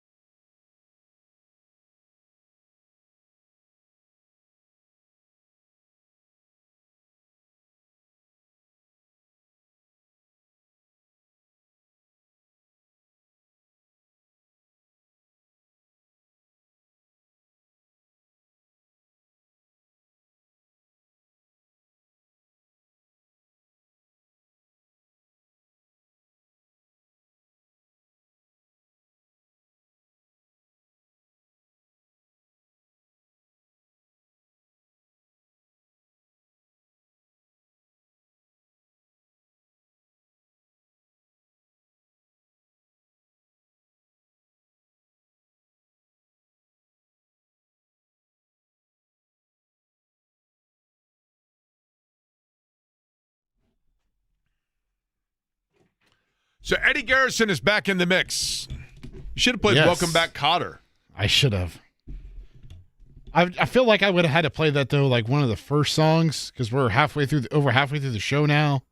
Well, we have a late arriving audience. Right? We have an audience that arrives? Yeah. I could do a roll call. If I asked right now, send me a text if you're listening to this program, do you think between now and the top of the hour we would eclipse 45 people? Oh. Directly to your phone or through the text line? We'll go to mine so I can correspond with people later perhaps, or the text line. Obviously, the problem with the text line, for either one of them, at 317-239-1070 is the text line for the station. But then I don't see that once we're done. Whereas my phone, like if literally just a little hand emoji, like I'm taking attendance, 317-523-9288.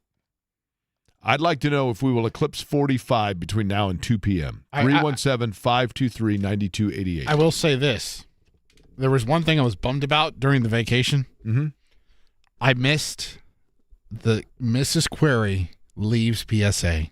You did. I was very upset about that. You did. My mom with her annual leaves public service announcement. And listen, my mom was on it. She was on it for this weekend. She was.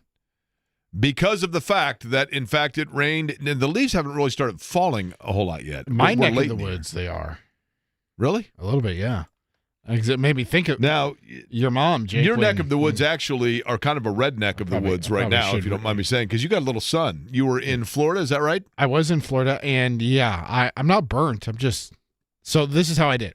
I was slightly out in the sun through the first. So we were there Saturday to Saturday. We got there last Saturday night, and then I got back to and left Saturday morning 3 days ago. I was in and out of the sun pretty much all week, and then on the last day, so it would have been Friday night. Friday, I was out in the sun for a little while. Did you wear your SPF? I did, of course. Okay. Now, you actually right now are enjoying basically what tastes like sunshine with your peach tea, right? Oh, yes. I love the Java House, Jake. Thank you for getting me on the Peel and Pour pods. You brought me a goodie bag full of them, and the peach tea is the new one that I've gotten to try, and it's really good. Yes. And it's like I said, you just water, boom, put the pod in, you're good to go. Pretty sure it's sugar-free too, right? Instant, baby. It is. That is correct. The peach tea from Java House. Again, Jake25 is the discount code for anything that you purchase at javahouse.com. We'll get back into it. The Colts yesterday, it was a huge day out in Los Angeles for the Colts, not just in terms of their win. And yes, there is. I think yesterday was a great day for the Colts for really 3 reasons. 3 reasons. Because it was great to get the win yesterday. It was great for something moving forward. And it was great in terms of those of you that support them and proudly wear for the shoe. We've already got 8 check-ins on the hotline, the 317-239-1070. Plus a furry. Excuse me? A furry. An animal has checked in as well. Now, the animal appears to be sleeping. I guess isn't a furry like one of those real sex HBO deals where people like to dress up like mascots? Yes. That's why I got a little bit concerned. Yeah. That was a topic during vacation, let me tell you. Excuse me? That was a topic that was heavily discussed during vacation last week. You went on vacation and talked about Furbies? Yes, unfortunately, one of Olivia's cousins, who's like 8, wants to be a furry for Halloween. Well, not the kind that we're talking about off of Real Sex on HBO, obviously. Yeah, I hope not. 317-523-9288, also the other place you can text and simply check in. I'd like to think 45 by 2 o'clock's the goal. Okay, we got one that says listening to JMV. JMV's not talking see, right again, now. You got to know which show, right? You got to know which show. We'll get back into the 3 big things that happened for the Colts yesterday. We'll do it next.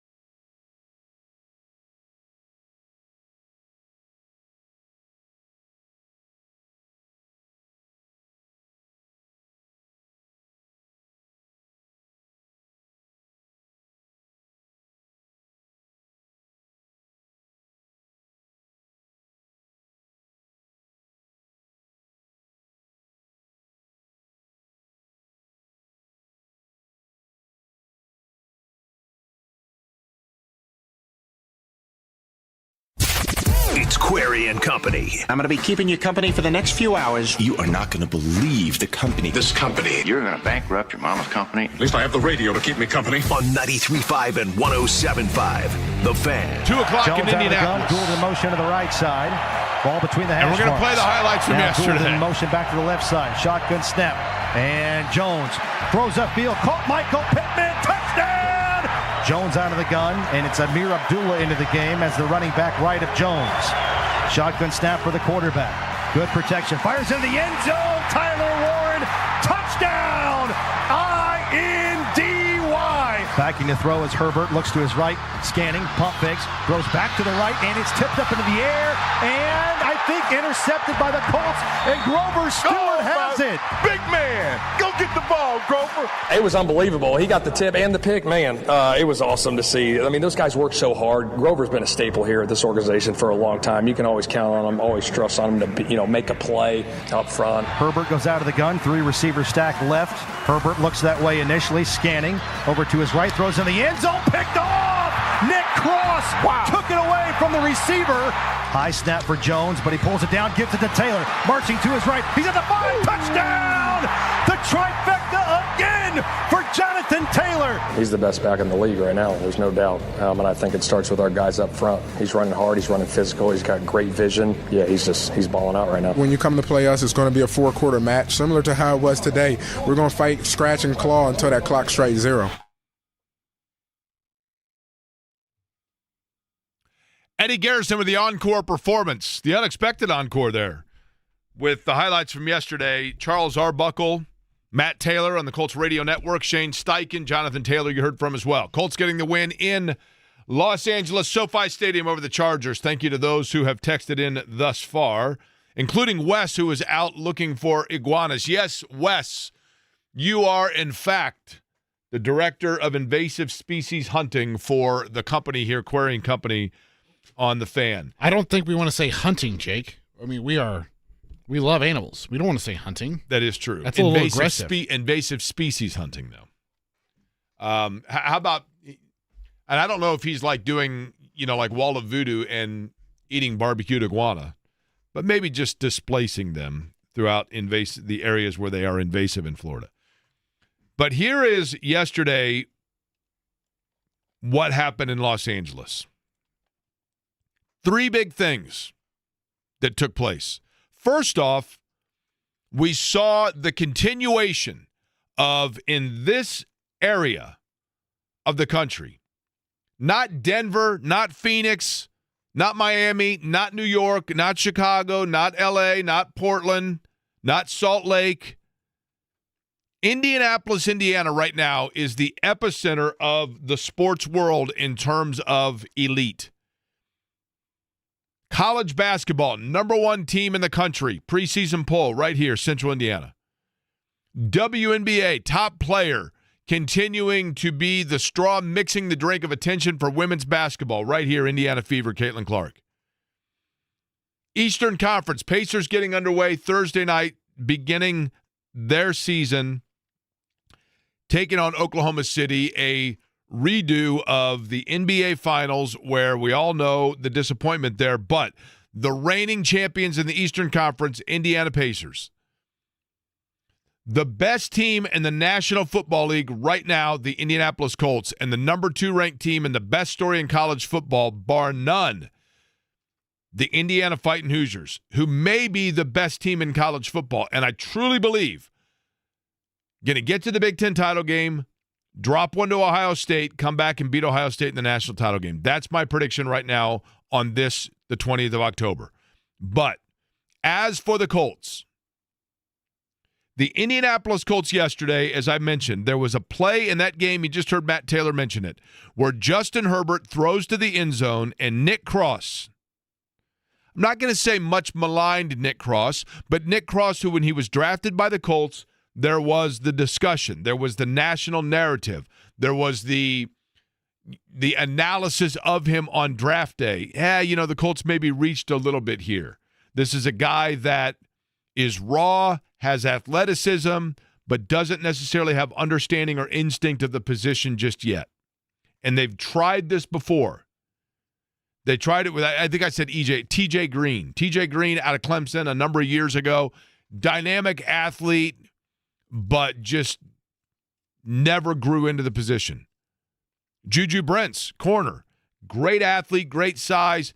No fault of his. Injury, unfortunately, got a chance elsewhere once it didn't work out here. But in Nick Cross's case, they put him in there. And yes, yesterday the Chargers picked on him a lot. But on that particular interception, it was perfectly symbolic of the Colts season. Because Nick Cross, who at the beginning of his time in the NFL we had question about, we wondered if he could grow into it. We wondered if there was enough time for him to become the player that was expected. And on that particular play, the areas and the areas and the strength that he has as a player that has had him on the field was on display. The athleticism, the range to get there, and then as that ball is coming, he manages to make a quick turn, just a slight turn of his body. He makes an adjustment. And then all of a sudden, and I think even he was surprised by, oh my gosh, look what just fell right here into my gut. And a tremendous athletic one-handed play to end the drive and get an interception. And that's a little what the Colts have done. The Colts, going into it, we knew that they had a lot of areas of talent, but we didn't know if it would come all together. And at the beginning of the season, when they arrived in Westfield, they have since then made just a slight turn, a slight adjustment. And they made that adjustment notably at the quarterback position. And lo and behold, look what has fallen right into their lap. The Indianapolis Colts right now have the coach of the year in Shane Steichen on their sidelines. The Indianapolis Colts right now have the offensive player of the year in Jonathan Taylor in their backfield. The Indianapolis Colts right now have the rookie of the year in Tyler Warren lining up for them at tight end. And he is absolutely the magnet piece that draws everything defensively away from the others. And the Indianapolis Colts right now had the NFL Comeback Player of the Year on their roster in the quarterback Daniel Jones. And the Indianapolis Colts may have the most valuable player. Pick either between Taylor and Jones, and you're safe in backing up your argument. But what we saw yesterday was an offense, point number one, in favor of the Colts. We saw yesterday an offense that is humming along as well as any that we have seen in the NFL of late. Yeah, they may not be the Rams' greatest show on turf where it's just like explosive, constant scoring. And yes, they may not be the Manning era, Wayne and Harrison, just like boom, slice and dice you to death. But they are unbelievably efficient. They are not making mistakes. And they are winning by doing the little things. They literally, the Indianapolis Colts as an offense, if you are a defense, it is death by paper cut. Because, yes, they had the ability to uncork Jonathan Taylor on a big run. And you know that. And they had the ability to find Tyler Warren and get him in space and then get out of the way, and defenses know that. And they have the ability to find Alec Pierce behind the defense or at the line. They have the ability with Michael Pittman as well. All of those things. But the thing about them to me that is the most impressive and the most effective is their offense plays within itself and just keeps the ball away from the other team. And it's one thing to have big strike offense and score quickly. But when you, A, still have some questions defensively, B, have a defense that is still coming back from and not at 100% health, you are just not allowing your opposition to get in any rhythm whatsoever. And offensively speaking yesterday, point number one is what we saw is that the Indianapolis Colts may have the most effective offense in the National Football League. Might not have the most fireworks, but it's got a ton of those little sparklers going, and they're still scoring a ton of points. And they're doing it by controlling the football as well when they need to and scoring when they need to. Point number 2 that is good news for Indianapolis and for the Colts is the fact that yesterday when you were going up against Justin Herbert and that Los Angeles Chargers offense, and Herbert's a big quarterback, big arm, really good player. But his line is decimated. I mean, decimated. And even with that, the Colts couldn't effectively and routinely get to him. Yeah, DeForest Buckner, build a statue. The guy is the consummate pro, consummate leader, and great player. And DeForest Buckner, from a quarterback pressuring standpoint, saves that defense a lot because he was able to get there. Not routinely, but able to get there. But he's getting doubled on virtually every play, which makes it even that much more impressive. And the reason he's getting doubled is because nobody else has stepped up. Tyquan Lewis gets dinged up. Then you have Kwity Paye, I think we know is, I hate to say it, just a guy. I like him. Good story. Been okay, but nothing, when you consider where he was selected and what you anticipated for him, probably not getting everything that you want out of that, right? Samson Ebukam yesterday, Ebukam also gets hurt. I have difficulty saying that name, but he also gets dinged up. But Liatu Latu, another player that you are expecting pass rush out of him, and he had moments and he had a couple of hurries, but when the game was coming down to it, was never on the line because it was a 2-possession game, but when the Chargers late are trying to get a drive and maintain it and get themselves a puncher's chance, Liatu Latu is not only not getting pressure, he's sucking wind and has to take himself out.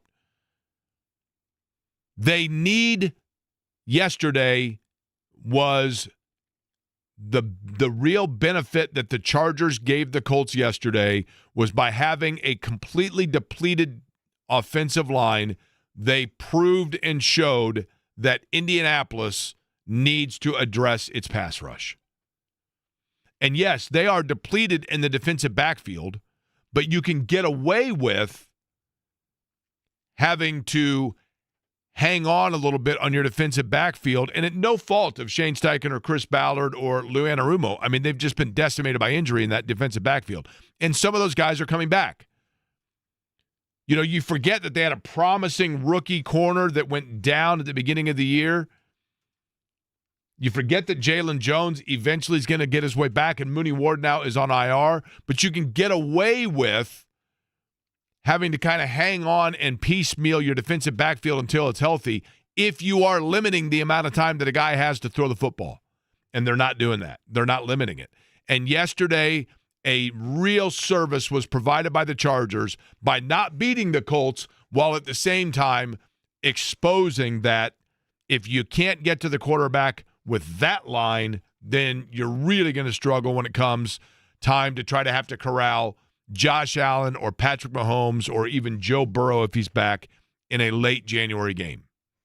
So that was benefit number 2 for Indianapolis yesterday. Learning and seeing that and getting final proof in the pudding of the lack of pass rush, but doing so in a game you win.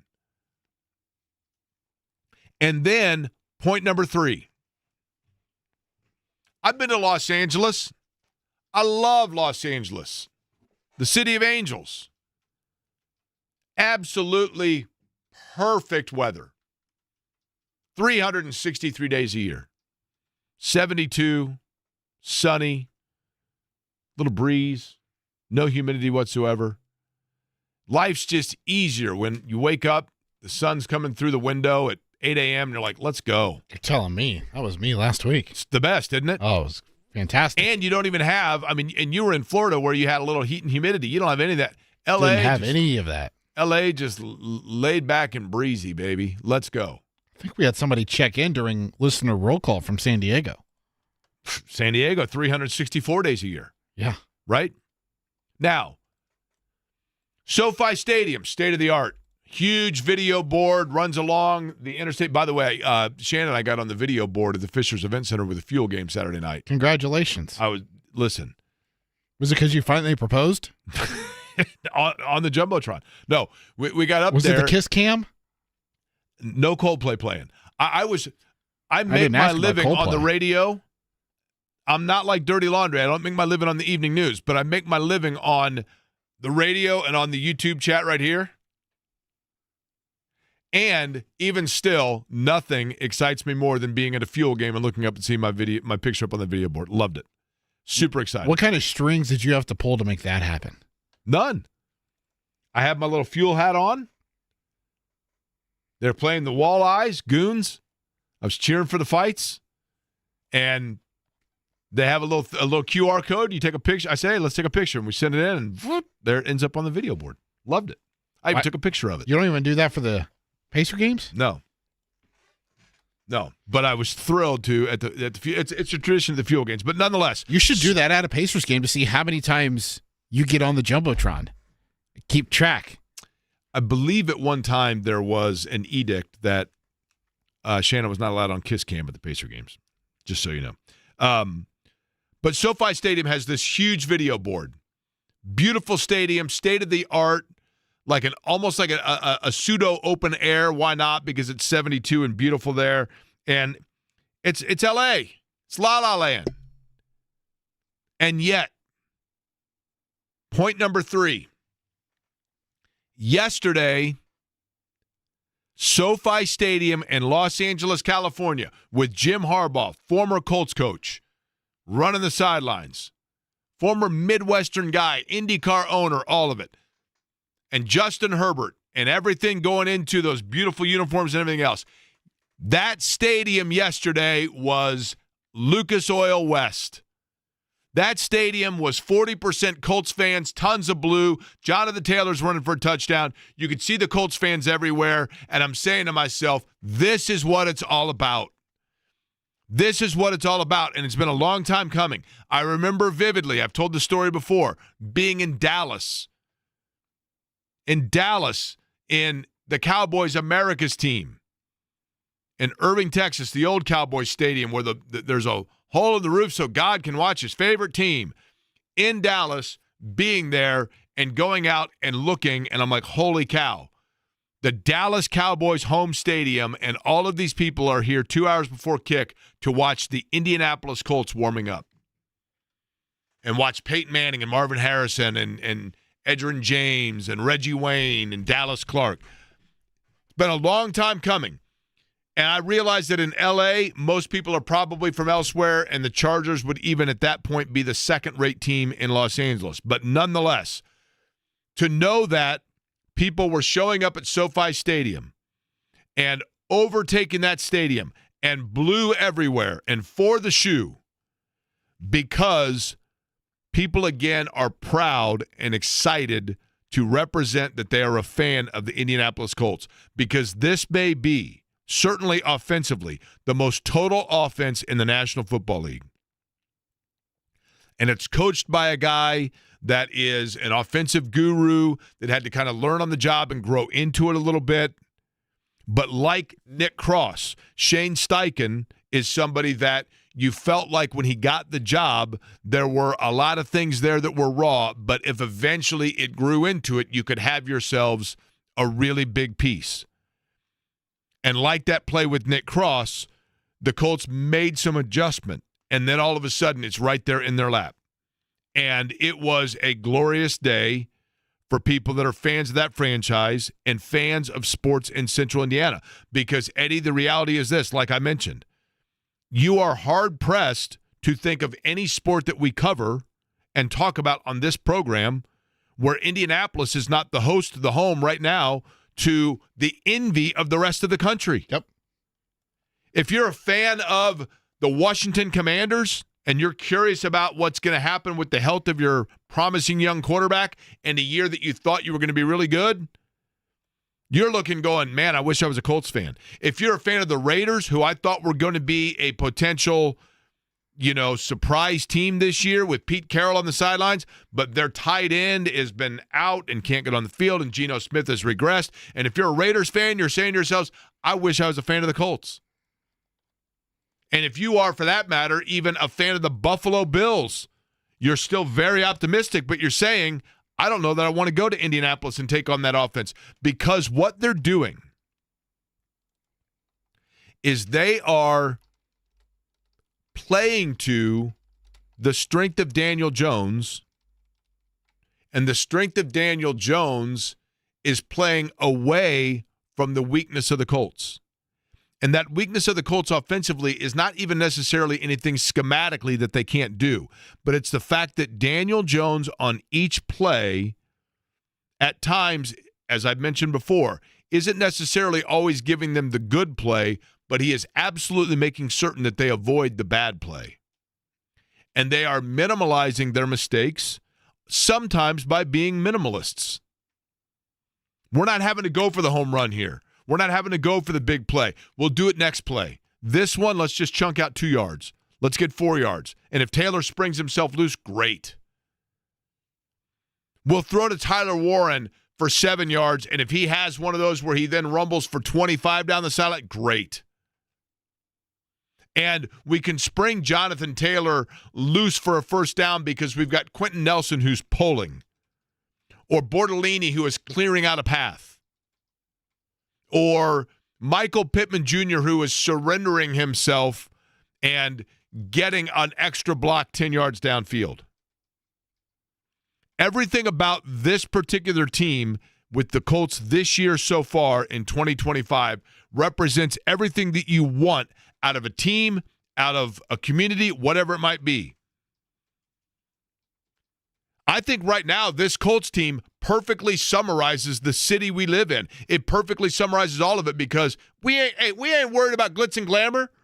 We don't need all the attention and the bright lights in the big city. We just go out and do our thing. And that's what they're doing. And it's wonderful. It's awesome. And you're coming off of the fact that you're looking at it and you're like, hey, the good news is if you're a Colts fan, for like 60% of you, you're still riding the high from Saturday of watching the football team that you root for in Indiana just clubbing whoever they play. Literally just like wearing teams down that are still waiting for them to make a mistake, and before you know it, you're like, okay, yeah. You thought we weren't going to make the playoffs again? Rank number 2. Where's the loss going to come from? Good luck. Let's go. And yes, there are those of you who look at Indiana and Curt Cignetti, and you're like, oh, man, I'm tired of hearing about IU. Why? Because I'm a Purdue fan. Guess what? Not going to be long before you're able to watch Braden Smith become the all-time assist leader in college basketball, and Fletcher Loyer knock down another 3 and prove to the rest of the country why your basketball program is number 1. And then you think to yourself, I'm a little bit worried, though, because Indiana actually, the way that they're able to hit threes and the way that they're able to offensively play well, maybe Darren DeVries has a pretty good program down in Bloomington.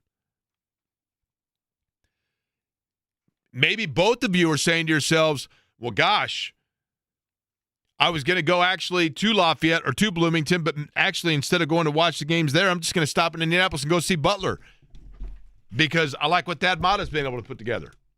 And maybe collectively all together, we as sports fans look at Terre Haute and we say to Matthew Graves, the head basketball coach at Indiana State, we want to wish you the best of luck.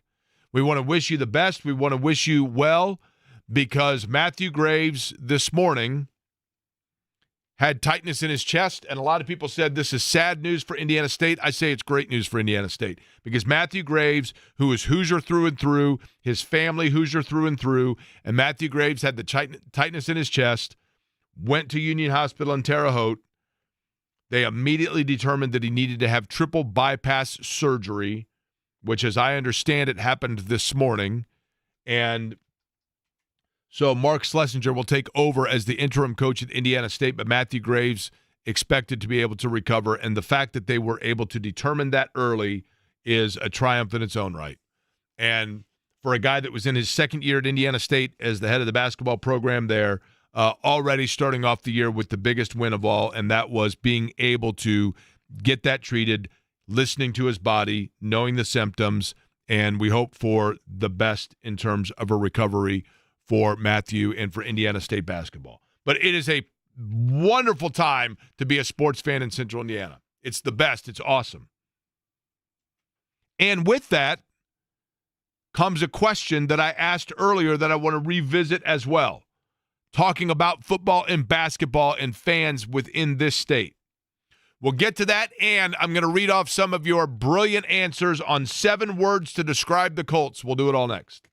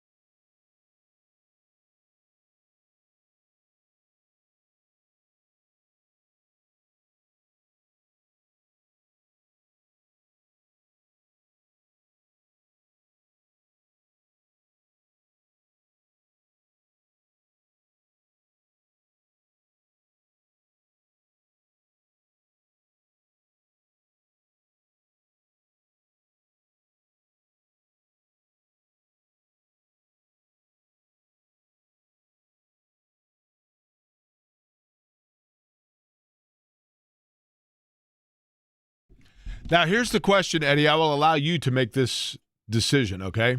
Okay. With each game that the Colts play, I've been asking, as soon as the game's over, summarize for me your thoughts on the Colts 2025 season.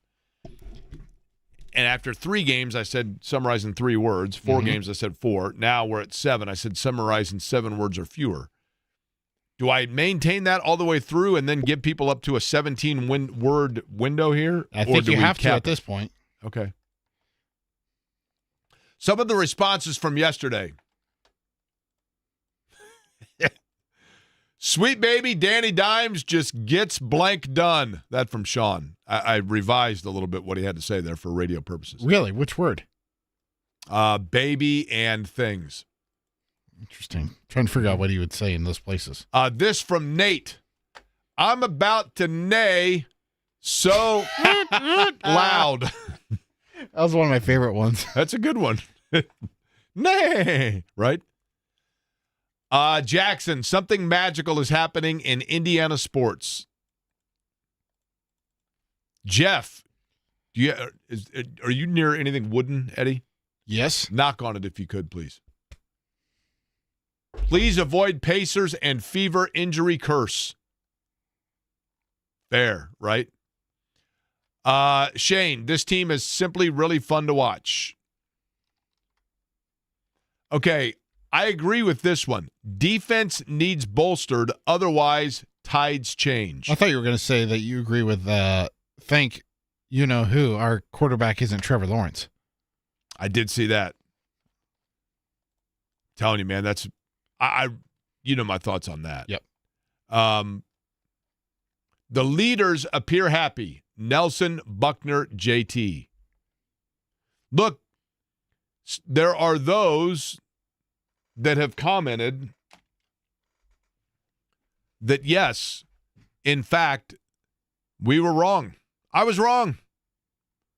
I was wrong for a long time when I said they had their best players in the wrong positions, that a guard, like a linebacker and a running back, doesn't win for you in 2025. By the way, we haven't talked about this play, Jake. I know you highlighted Nick Cross, but could you say that the play of the game was the Zaire Franklin breakup on that 3rd and long on that pass from Justin Herbert to Ladd McConkey?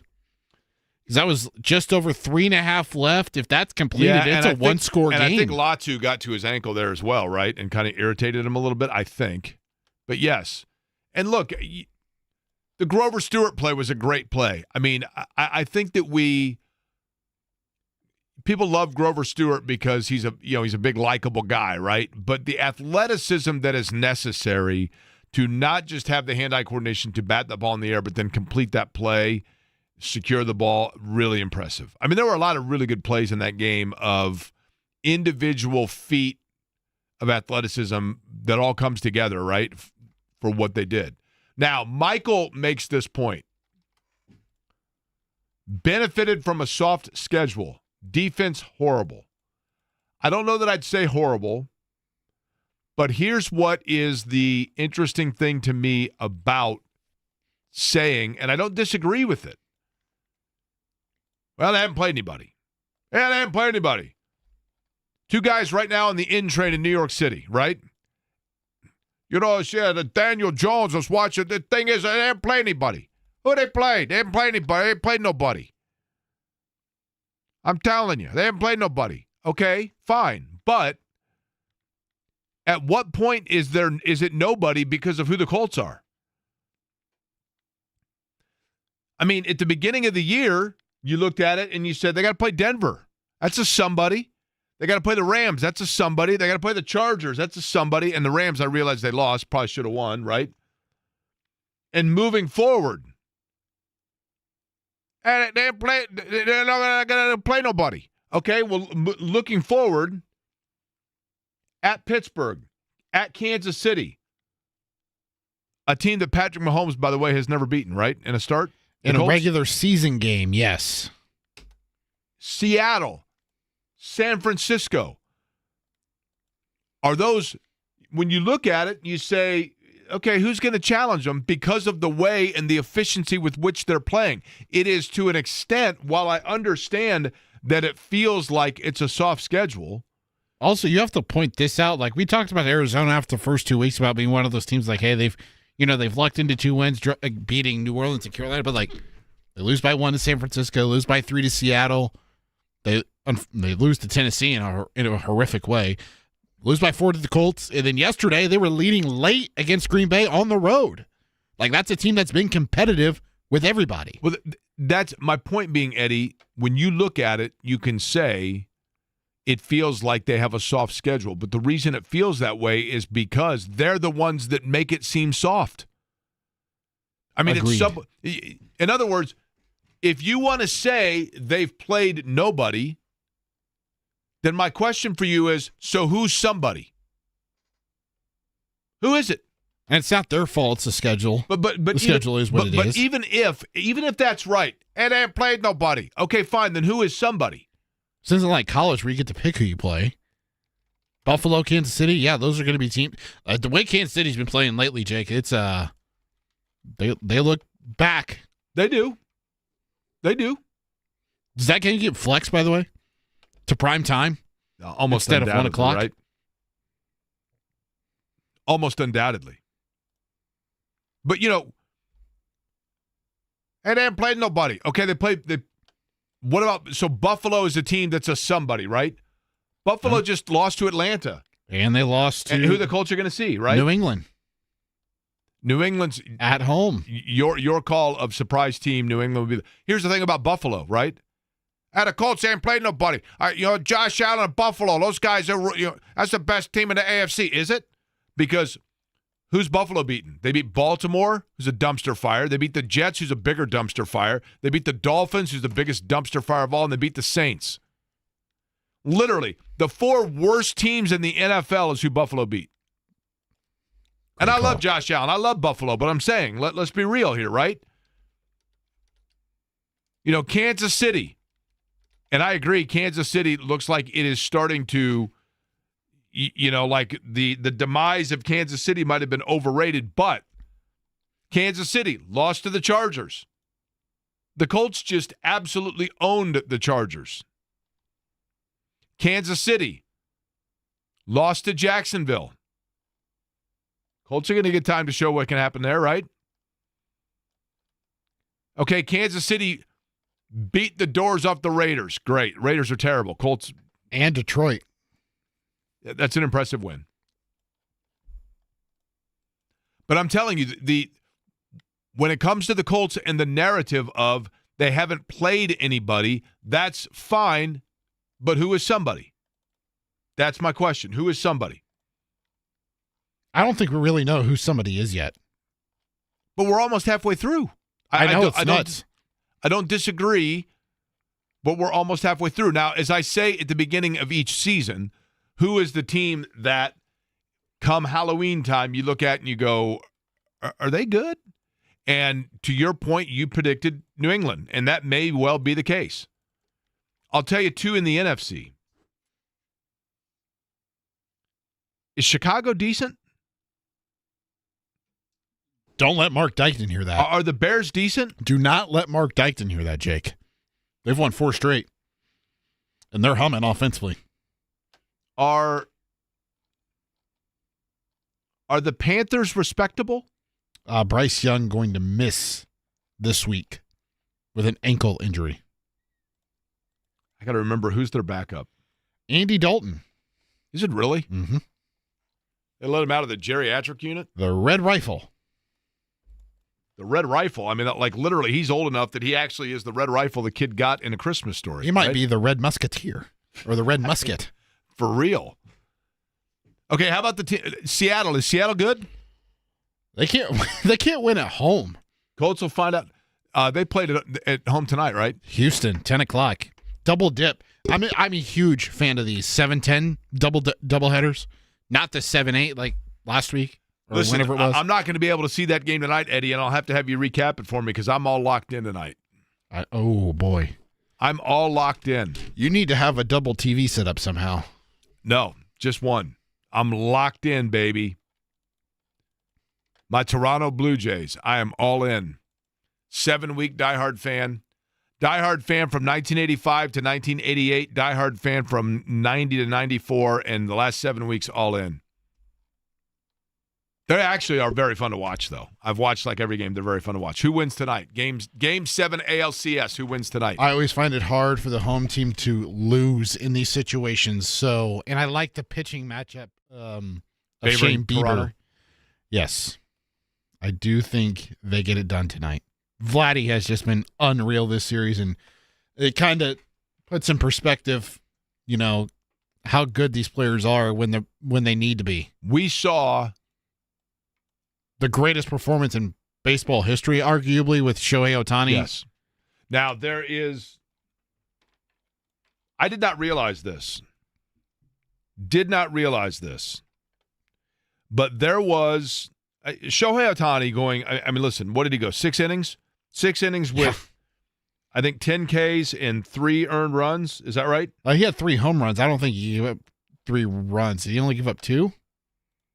I can't remember. He had 6 innings pitched, 10 strikeouts, no earned runs, and 3 walks. And 3 homers. Okay. I didn't realize this, and thank you for Runner Bill for pointing this out. Milwaukee's Tony Collinger in 1966. Now, it's a regular season game, so maybe you take it with a grain of salt. It's a little different than a game-clinching, pennant-clinching win, right? But Tony Collinger, in a game, a complete game pitch against the Giants, 3 earned runs, 5 strikeouts, and 3 walks, also hit 2 grand slams in the game. Holy. 9 RBI. Pretty impressive. Yep. But Shohei Ohtani is arguably the greatest baseball player of all time. Honestly. I mean, he when he is pitching, he is arguably the best pitcher in the game, and he's probably the best pure hitter in the game. Not to mention base runner, all of it. We'll come back. John will be here. We will hand it off to him as part of the crossover brought to you by the good guys at Love Heating and Air. Love-HVAC.com is the website. 317-353-2141.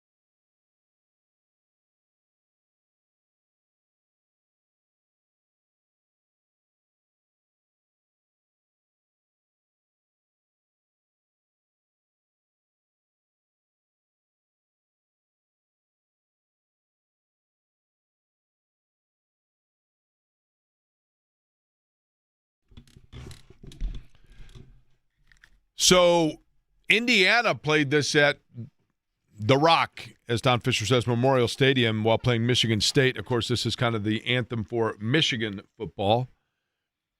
Big win for Indiana on Saturday over Michigan State, and now number 2 in the country. Colts big win yesterday. J&V is here, part of the crossover, brought to you by the good guys at Love Heating and Air. As I'd mentioned, love-hvac.com. John, you got a big show lined up, Colts related, I would assume? Weekend it was. Great night, by the way, of sports, too. You got a couple Monday nighters. We love that. A Game 7 tonight, ALCS, and then that will be followed by the most boring, probably, World Series of all time. Don't you think? Boy, you're not kidding about that. Because it's interesting. The Dodgers are – I do like, Chavez Ravine's beautiful, and the uniforms are cool, and they have, Mookie Betts seems like a fun guy, and Ohtani's just incredible. But the bowler, Mookie Betts is a professional bowler. Is he really? Mm-hmm. He played, what's the bowling thing they have up at Woodland every year, and I think January or February. Really? He's been there the past 2 years. I've tried to get him on. The PBA? Somebody has given it a no-go, which is unfortunate. But that will be, and it's